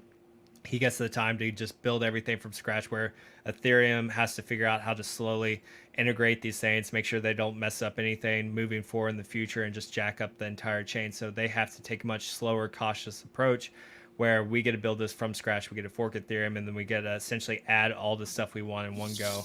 And it just allows us to beat Ethereum to market. So maybe that's enough merit in its own to gain enough adoption into Pulse Chain. I mean, we've seen the demand is already out there with the Binance chain. So like Pulse Chain can do very well, and we're going to have a lot of the Pumpamentals or the Pulsamentals that Ethereum wants to do, and we're going to beat them to the punch. So that alone might be enough to really make Pulse Chain a contender. And I think ultimately we've seen this cycle that we're heading towards a multi-chain ecosystem anyway. So why not have Pulse Chain vying for one of the top positions, if not eventually the top position? I agree. It's doing a lot of things, like you mentioned, the proof of stake and EIP 1559. It's doing a lot of the things that Ethereum's talked about for the longest time, but it's actually being implemented. And so, like you mentioned, when it comes to talking about it versus actually acting on that, and the first mover's advantage, that's going to be really cool. So Hex 19, I know he's going to be in Vegas, but he's saying that it can be a better ETH, and I definitely agree. I mean, it's going to be the same system state copied over too, so everyone's going to be able to use it from day one, and it's going to be interesting to see how it plays out. Yeah, like Wendy's Cindy said, like they're a knockoff, right? Like I think Pulse Chain is going to be a better Ethereum, and I think the PRC20s are going to be more of a knockoff. But that might be I've been trying to go over my head today. That's kind of been like my main focus is what's the angle if you're coming over with essentially PRC20s when instead you could have just like bridged, right? Like the Matic network. Wendy's talked to this with me about this earlier, and so I've just been pondering it today. So I've been really just trying to see what Richard's angle is, and the only thing I can really see is just the marketing side of just having the world's largest airdrop, really grabbing the eyeballs, attention, and adoption, and whether or not the PRC20s have any success, which I don't think most of them will. You might get enough adoption and eyes and people to invest and come over. And yes, the PRC20s might not be where it's at, but at the same time, Pulse will be a better version of Ethereum. It has everything Ethereum 2.0 wants in the future. And maybe that brings enough incentive for people to start building on Pulse, and we can get that new ecosystem, those new projects to start building on our platform, as opposed to going to the old tried and true Ethereum. We're a fork of Ethereum, but we have more beneficial, we have faster, cheaper transaction fees. It's deflationary. We have everything that Ethereum wants to do. So maybe we can, if PRC20s don't have value, we can entice enough projects and the new future of the ecosystem to come build on us as opposed to Ethereum. So I think that might be Richard's play, but time will tell. And could be wrong. Maybe some of these PRC20s do gain traction, but it'll be interesting to watch. And this lady has mentioned, will Uniswap v3 not be on Pulse immediately? I killed Epstein. Just saying, Brad. I've seen the one strike. I'm just kidding, but we'll see. So yeah, will Uniswap v3 not be on Pulse immediately due to its license? That's a good question. I think Richard mainly mentioned that it looks like we probably will have essentially a Uniswap v2 version, and I think he's dropped before that he had to go talk to some Harvard guys, and I believe Harvard, the guys that actually designed Uniswap are Harvard guys, so maybe he's already talked to Uniswap and tried to work something out with them. So Richard's usually a couple steps ahead, so I'm sure I think he's going a different route. He's not going as blunt, in your face, fuck you, like this is how I'm going to do it. I think he's going out. I think he's reaching out to the proper people in the space, and he's not going to bend the knee and say, here, I'll give you this amount of money to be listed or anything like that. But he's going to reach out to Uniswap like, hey, we helped popularize you guys. Maybe consider putting V3 on Pulse Chain, and reaching out to maybe projects or other coins that need, they have some sort of utility on Ethereum. It's like, hey, maybe you should consider adopting this Pulse Chain. Maybe your users would like some free money. Maybe you should adopt this and bring your utilization over to our chain and reward your users. So I think Richard is being much more politically savvy this go around than what he was doing with Hex. I think he kind of learned that gatekeeping had a little bit more than what he thought. I think that's an upside for us long term. When those gates fall, Hex is just going to do crazy numbers. So long term, for the people that have been here early on, the people that are here now, it's going to be very beneficial as far as price appreciation goes. But it's definitely been a struggle and an uphill battle. And you have stuff like Johnny Chaos having to go out there and do court battles, and you have us having to push out to other streamers, and you have to have an insane chart to actually demonstrate the value of Hex. But those walls are slowly coming down, and I think Richard this time is going to be more knowledgeable on that, and he's taking a different route this time. He's smart. He learns from past experiences and past mistakes. So I think he's taking an alternate route. Well, when Blue Bum had mentioned that and Richard had mentioned, but there's people that weren't interested in Hex And maybe like you mentioned, it was the, I don't know, hostility or this or that, but like Pulse Chain itself, I think is going to be a lot less gate kept. Toby won another 20. Thank you, man. Really appreciate you. He says, number one, I'm not investing in anything other than PHEX and Pulse. But for adoption, it seems like coins that are disproportionately penalized with gas fees due to the S load, like Hex, would be good to reach out about Pulse. So I definitely agree. I mean, that is going to be one of the nice things is it's going to be, I think it's going to be like 4 times the size, something like that, as far as the blocks to fill up, if I'm not mistaken. Not sure. Yeah. But yeah, so it's yeah, that's another thing, right? Like there are other coins that are running into the issue with us with the S-Load. There's not many, but there are a few. So like these are just the alternatives. You just have to start looking at like what Pulse Chain offers that Ethereum doesn't. So you have to start looking at this where it becomes advantageous enough for people to move from one chain to the other or to build on our chain instead of someone else's chain. So I think overall the stuff is in place for people to come build on us, and there are a few projects that maybe they're affected by the S load, so it's obviously probably pretty appealing for them to move over onto our chain as well. And we're gonna have to play by ear. We'll have to see. But yeah, that's a good point. There are a few. There's not too many though. I think Hex is definitely one of the predominant ones that's been affected by the S load increase on Ethereum. And it almost makes me wonder if that was a malicious. That could have almost been like a malicious attempt on Vitalik's end, but I don't know. Yeah, definitely didn't seem necessary the amount of times, right? Because I remember. I mean, and you do too, but like penny transactions and stuff like that, and just the amount of times that the S load function got increased was rather ridiculous, to be honest. I mean, yeah, I definitely agree. Yeah, and this we'll play chain. Yep, stays 1 second. 10,000 hacks. How many Pulse tokens will one get? Yeah, Piston. When it comes to the sacrifice phase and USD value to how much Pulse you get, we really don't. You can't even make an educated guess, right? This goes back. Yeah, exactly. I'm kind of curious at this point. Is Richard not releasing this information because he just hasn't decided what he wants? Is he trying to not release some of this information because he doesn't want people to give people more time to game the system? It's a combination of both, but you just don't really have enough information where you can be like, all right, I dropped 10,000 USD into the sacrifice phase. How much Pulse tokens do I get out? We know as of now, it's about a 10,000 to 1 ratio of Ethereum to Hex. So you're looking at a little over 1 trillion coins. But with the bonding curve, we don't know the different levels of the volume phase. It might even be better, more beneficial to try to ride the price pump after the volume phase. It's too speculative. When are you entering? Does 10,000 actually give you any extra bonus in the volume phase? These are just stuff we don't know. So you can't really put a guess on that. Just like, hey, I throw 10. I couldn't tell you if you threw 10 grand in there or if $1 million grand. I couldn't even give you close to an accurate number. We're just missing too many details.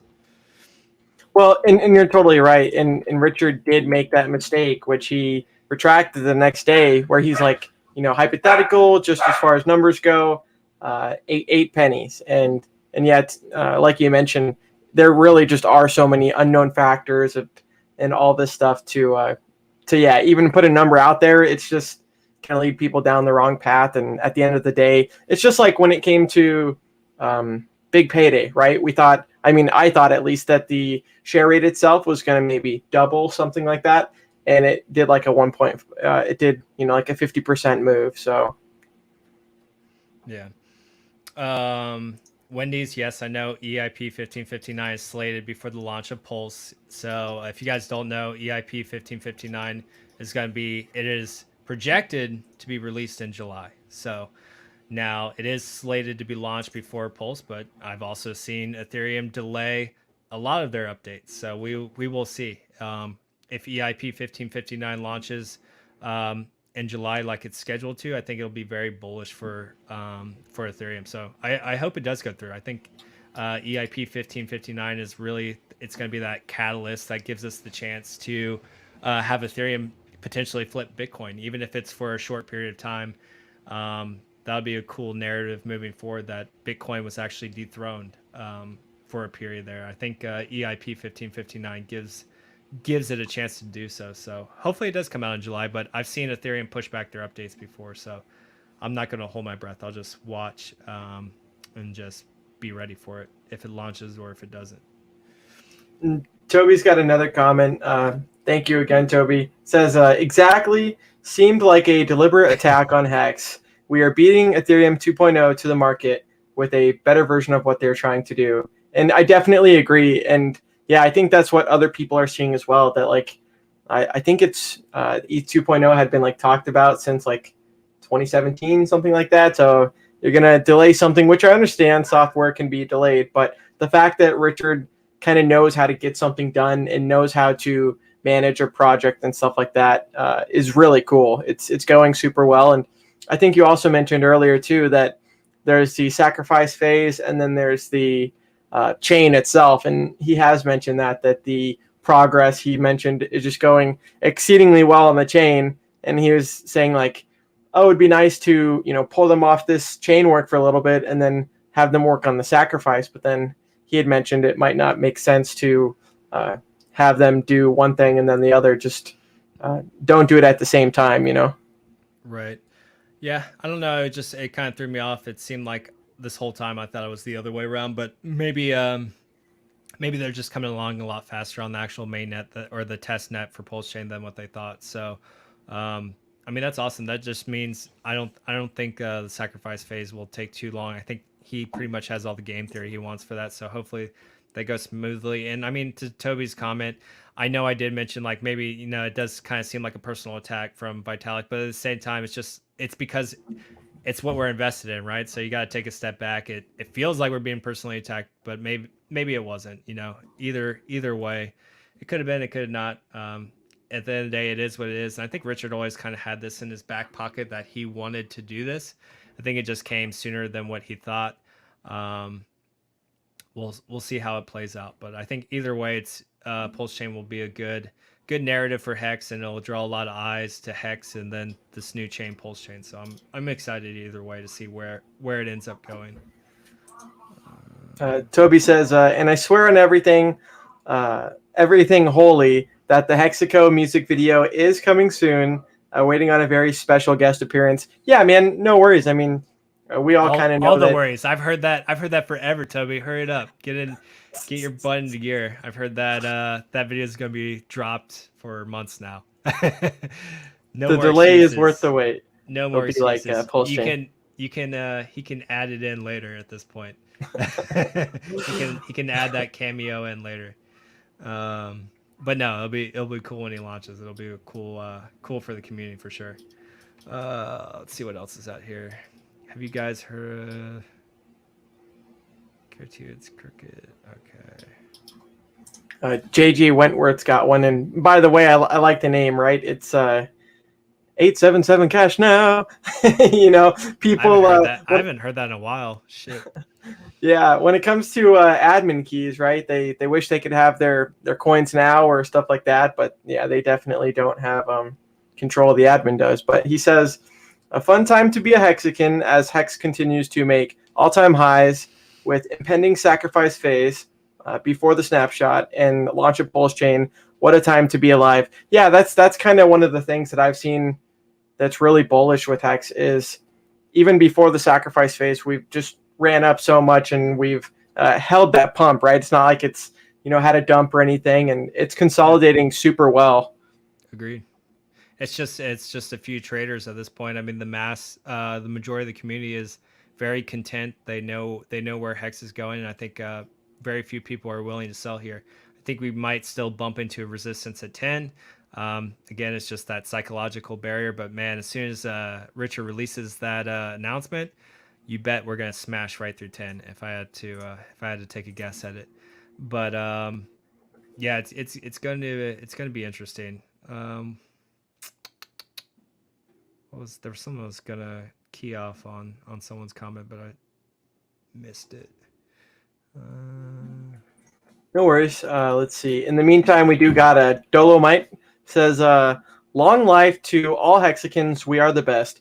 Yeah, I mean, the interesting thing is when I got into crypto and got into Hex, never thought, like Richard had mentioned, he didn't program it to be fun. He just programmed it to function, to be successful, like the CDs. But it's so cool, the community that's been fostered, and also, yeah, when you're staking out for 5,555 days, since that's the max, it's like, man, most marriages don't last that long, most relationships and stuff like this. And so to have that kind of commitment, which Hexicans do, clearly it's really unique to see. I mean, people, they're voting with the stake length and the average that they're doing, and the average is only going up. And Richard had mentioned on today's interview that the reason that it is going up is when the T-share expires, when your stake is done, you pretty much burn that T-share that you had. And if you want to, you're going to mint the interest, but if you want to get more T-shares back,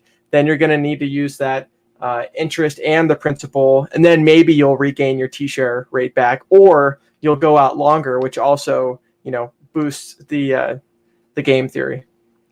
Yeah, I mean, Hex was designed to go up, right? Like that was one thing we got a lot of shit for, is Richard was very honest in what he intended it to do. It was designed to do a 10,000x in 2.5 years. It was designed, price go up. Price is one of the biggest things that matters. He's honest. It does go down as well. And it's what we have. All Hexicans should be making their plans and strategies right now, because Pulse Chain and what Hex is going to do during the launch of Pulse Chain and the sacrifice phase, there's going to be a lot of opportunities to make a shit ton of money. So you need to get your ducks in order now. Be prepared. Like Richard said, probably not going to get much of a warning. So this is the time to get a basic blueprint of what you want to do and then adapt it to whatever details Richard actually releases. But I know, hopefully, we'll see if everything goes well. I intend to make a lot of money over the next couple months, going through this stuff and different strategies and speculations. And I think it's going to be very easy for Hexicans to, we're already very wealthy, but to become even more so during this Pulse Chain release and sacrifice phase. So it's a good opportunity. Just make sure you're getting your strategy in place now, and then just adapt it to with more information as you receive it. Michael, I got this chain at shapeways.com. You can just type in Hex and you should be able to find the Hex chain. And then you have Brand's version as well, if you want that one, if you want a larger one.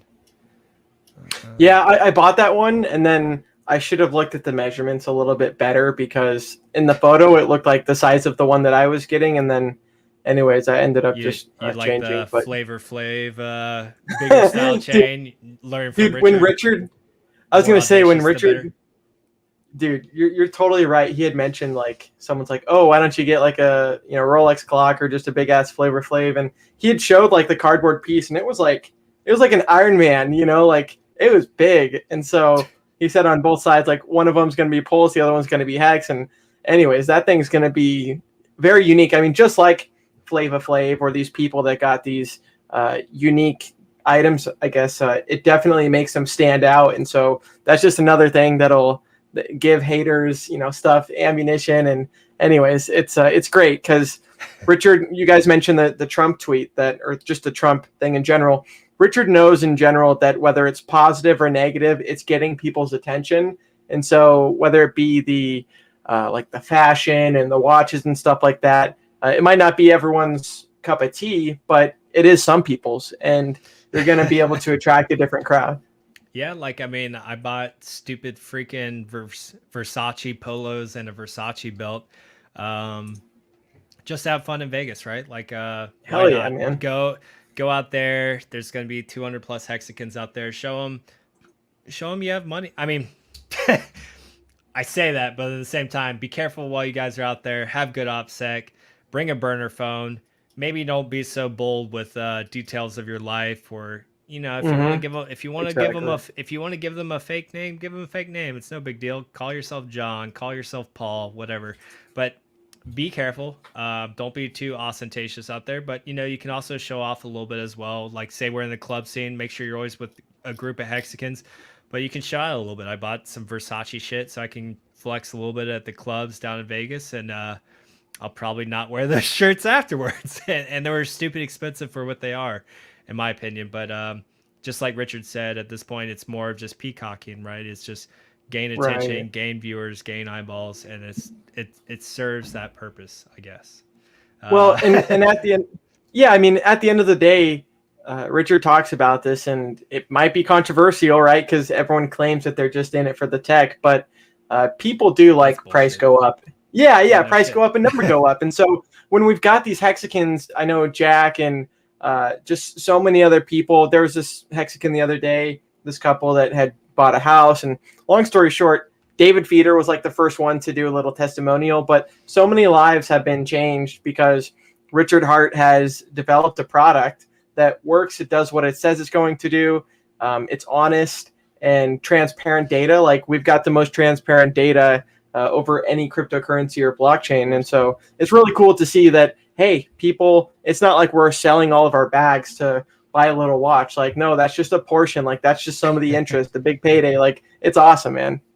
Yeah, I'm not gonna lie. Like, I want a hex chain. I'm thinking about doing something similar with Richard with the hex logo, and then flip it over and Pulse logo. Two chains for the price of one, and then I'm a really big watch guy. That will be one of my big expenses or multiple expenses, just because I have a watch addiction, right? So I'm trying to restrain myself right now and just think about how much that watch can multiply for me over the coming months. So this, like I said, this is a very crucial period in the Hex's time and Pulse Chain's time to make a lot of money. So every dollar that goes outside to useless expenditure is multiples of X you're missing out on. So I'm trying to restrain from my watch addiction, but in the future I will get a nice watch or two. I will have a couple Grail pieces. And just to go back to kind of what I was touching on earlier, Walter brought it up as well. Be careful when we're out in Vegas. A lot of people you guys know. I mean, we know a lot of the people in the chat right now, but you don't really know anyone, right? Like even you, Brand. Like you and I stream all the time. We talk all that Yep. stuff. Like I don't really know you. Like you could just be Exactly. out to get my hex, bro. So I don't know. Totally. But there's just common practices you could do. Don't be retarded. Don't bring your freaking any of your crypto. If you have if you have your crypto on your phone, obviously don't bring that phone. If you have crypto on your computer, don't bring that fucking computer. Leave that shit at home. Bring if you want to take it a step further, bring a burner phone. Like I said, be careful with the information you give out. Go have a good time. Stay in large groups. It's just not Hexicans or people you just don't know. It's even in Vegas, because we're all going to be wearing a bunch of hex shirts. Like the word's going to spread around. Like there's seedy individuals just in Vegas alone. They're like, hey, you see anyone with those stupid hexagons and that interesting gradient? Like those people have a lot of money. Like you could become a very easy target. So just keep your head on a swivel. Don't be retarded. Don't get inebriated or under the influence enough where you can't think clearly and be aware of your environment, because there's a lot of people that will take advantage of you. There might be people that are literally taking a trip out to Vegas to take advantage of a bunch of people they know have become very successful with Hex. So you really, I don't want to see anyone's accounts get emergency and staked over Vegas. I don't want anything bad, someone to get jacked up in a freaking alley. Just be very, very smart, because it's all fun and games until shit goes south. So just be smart. Well, you're right. And like being in crypto since early 2017, that was always one of my things. Like I don't want to, like I know crypto and I know the internet and doxing and stuff like that. And anyways, didn't want to put my face out there. But yeah, like you mentioned, when it comes to security and just not being stupid, right? Not like you mentioned, not getting so drunk to the point where yeah, you're not making rational decisions, or don't be like bragging about your bag. It's really easy.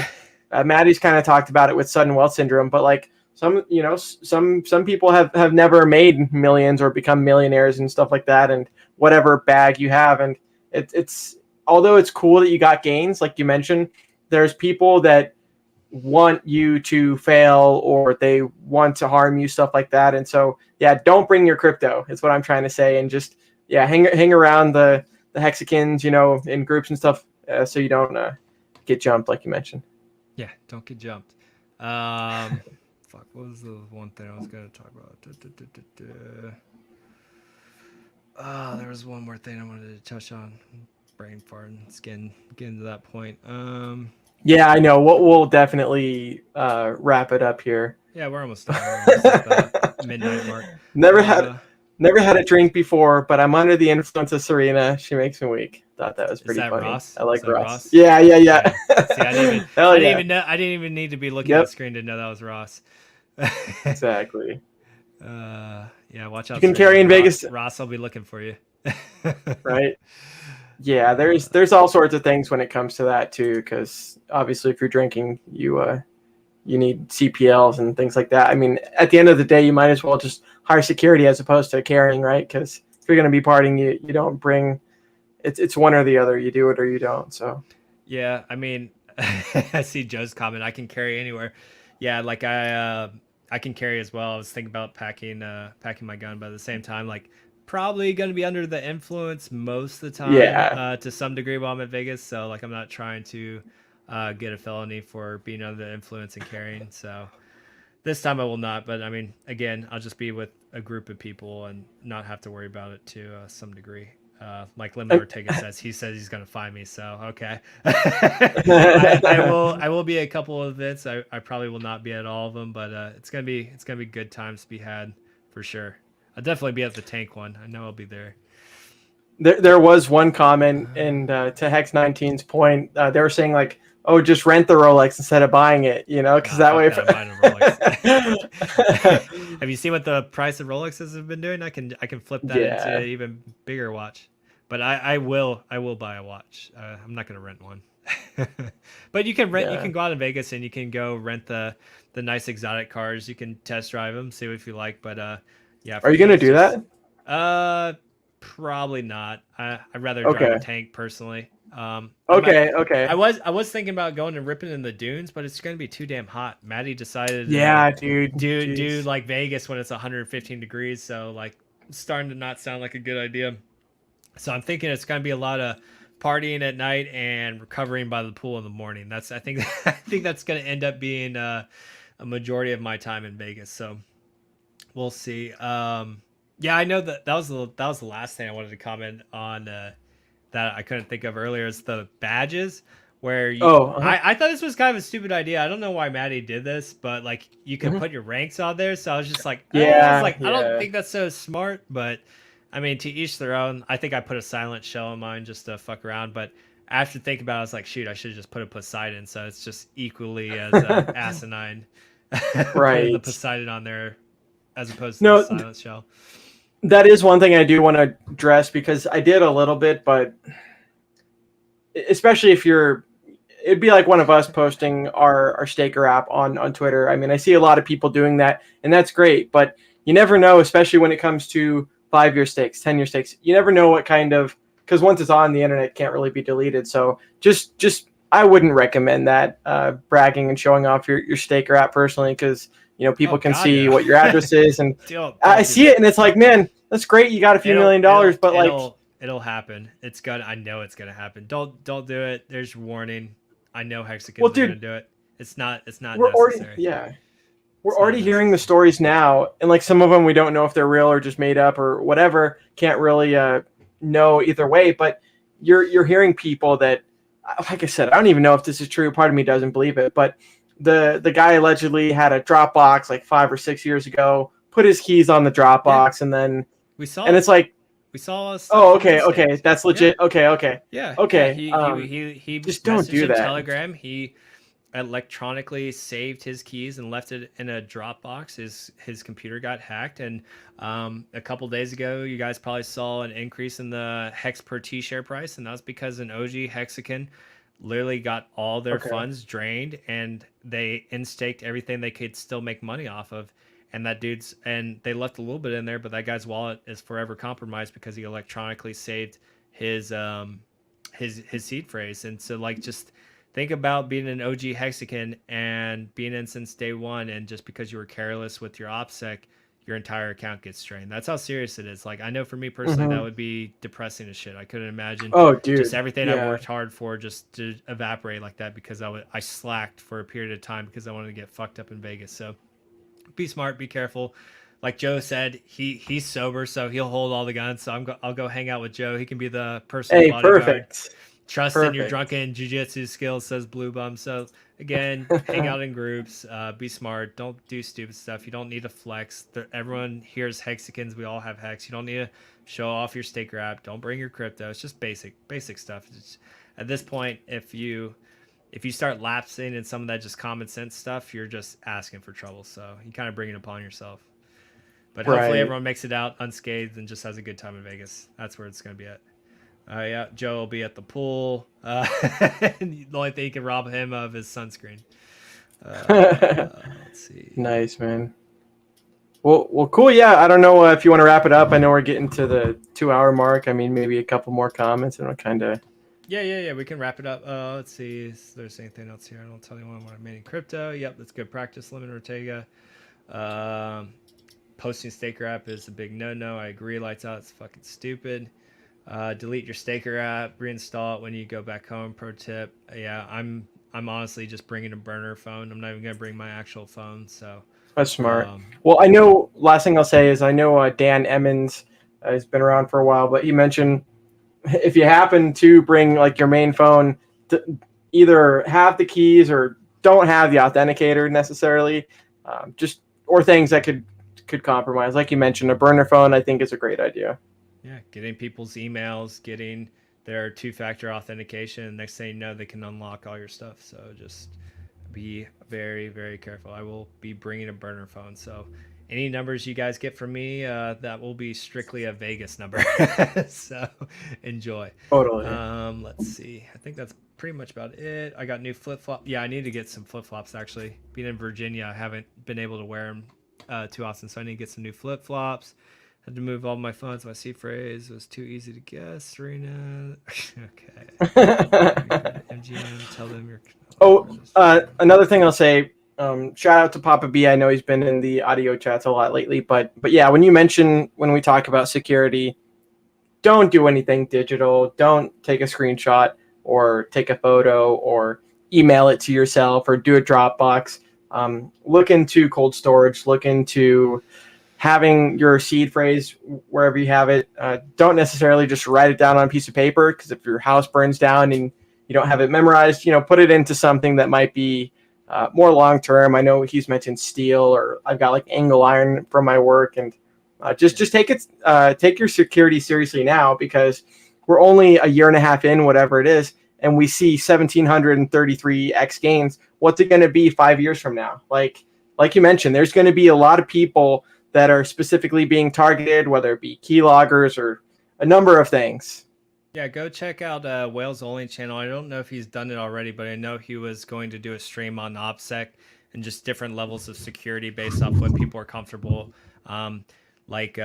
Kool-Aid, he works as a game architect. He designs artificial worlds, so like it's his expertise, and he's comfortable with safeguarding his seed phrase electronically, but he knows the methods, he's familiar with it, and for him that's better OPSEC than someone, let's say, who's not as computer savvy. Maybe they're more comfortable with going the grinded it on or stainless steel or something like that doesn't corrode, that you don't have to worry about in fires. You just have to come up with a system that works for you and just be safe about it. And remember, just be careful. Most of that stuff should stay between you and very close individuals, usually family or loved ones. I like Wentworth's comments, like safety first. Also watch out for ladies in disguise. If she's hotter than any woman you've had a chance at, ask yourself why. Yep, I agree, Wentworth. If she's a 10 and you're a 5 or a 4, you might want to rethink that. Yeah, you're not wrong, man. Bit Finesse said, pour one out for the homies in Vegas that early in-staked. Yep, agreed. So you're saying emergency in-stake payout gonna spike during Vegas vacation? I mean, hopefully not, Mark Villi. Hopefully no one loses their no one gets hacked. That's the goal. Everyone have a good time. No one gets hacked. It'll be a win-win for everyone. My password is password. Yep. Release hard 8. Lemon Ortega says he's a hard 8. Okay. We'll see in Vegas, I guess. Eight's a solid number. Seriously. Yeah, I think that's it for me, Brent. That's all I got. Cool, man. Yeah, same here. We're at the magical number, the 2 hours. It seemed to be like a perfect, perfect time length. So, anyways, yeah, thank you, Motley. Thank you for everyone that has gotten me to 1,000 subscribers. As someone that's had a YouTube channel for over 14 years, I always just kind of did it as a hobby and never intended on it turning into this. So it's cool to watch the growth, and the community is growing significantly. And tell us, Motley, if people don't know already, where can they reach out to you? Yeah, you can find my YouTube channel at Motley Investor, or if you end up getting Motley in full instead, you can just type in investhex.com. It'll take you to my YouTube channel. We'll be probably doing the stream. It'll be a shorter one when we're in Vegas, but we'll all be live together in person. So that'll be pretty cool. So it'll be me, Bran, Wasabi, or Look Into Crypto, and Crypto Coffee. We'll probably all be streaming. I'll probably bring some stuff. Probably going to do it on my channel. And I'm hoping, pretty much like we said earlier, Coffee made us a website, knightscrypto.com. Access Live made us a really cool logo that I'm excited to reveal. And then Markable is finishing up a very sick intro video. So it'd be kind of cool to launch all that stuff and corresponding with us all meeting essentially for the first time in person. We'll be missing out on Dollar Cost Crypto because he's currently doing his course, but it's going to be fun times. So tune in next Thursday. I'll probably be on my channel. It should be fun. And we'll hang out with you guys for a little bit, but it'll be a short one because we'll be going back out on the streets. But yeah, Twitter, Telegram, all Motley Investor. You can find me there. Awesome. Well, yeah, one last shout out to KCW. I'm pretty sure this is the guy that he made like a whole bunch of hats, and he said that I'm almost 1,000% positive. I mean, I could be wrong, but either way, I'm pretty sure he's the guy that had some sort of embroidery place, or there's a person, I think it's him, that's got some hats, and did he actually, Casey, did you actually make the hats? Because I saw that initial comment, and I don't think I ever saw any follow up. If you made the hats, let me know. I definitely want to get one from you. That's like one of the last little pieces of swag I'm missing is X hat. I was gonna say, I think it was it was Casey. Yeah, he made 90 of them, because I remember him saying like $1,000 worth of hats. So I definitely want to give him a little tip in Hex and whatnot, but. Appreciate that. I mean, goes to show you how cool the community is. I mean, we're a community that's ever expanding, and this is just the beginning with all the gatekeeping that we're seeing now. So just wait till we're number one and solidly up there, and there's nothing stopping this. It's inevitable. Yeah, I'm getting a hat, Casey. Definitely getting a hat. So save me one. Don't sell out. Hell yeah. Don't sell out before I get one. Me too. I need one. Cool. All right, guys. Well, thank you everyone for tuning in, and we'll see you in a week in Vegas. Yeah, should be fun. Later, guys.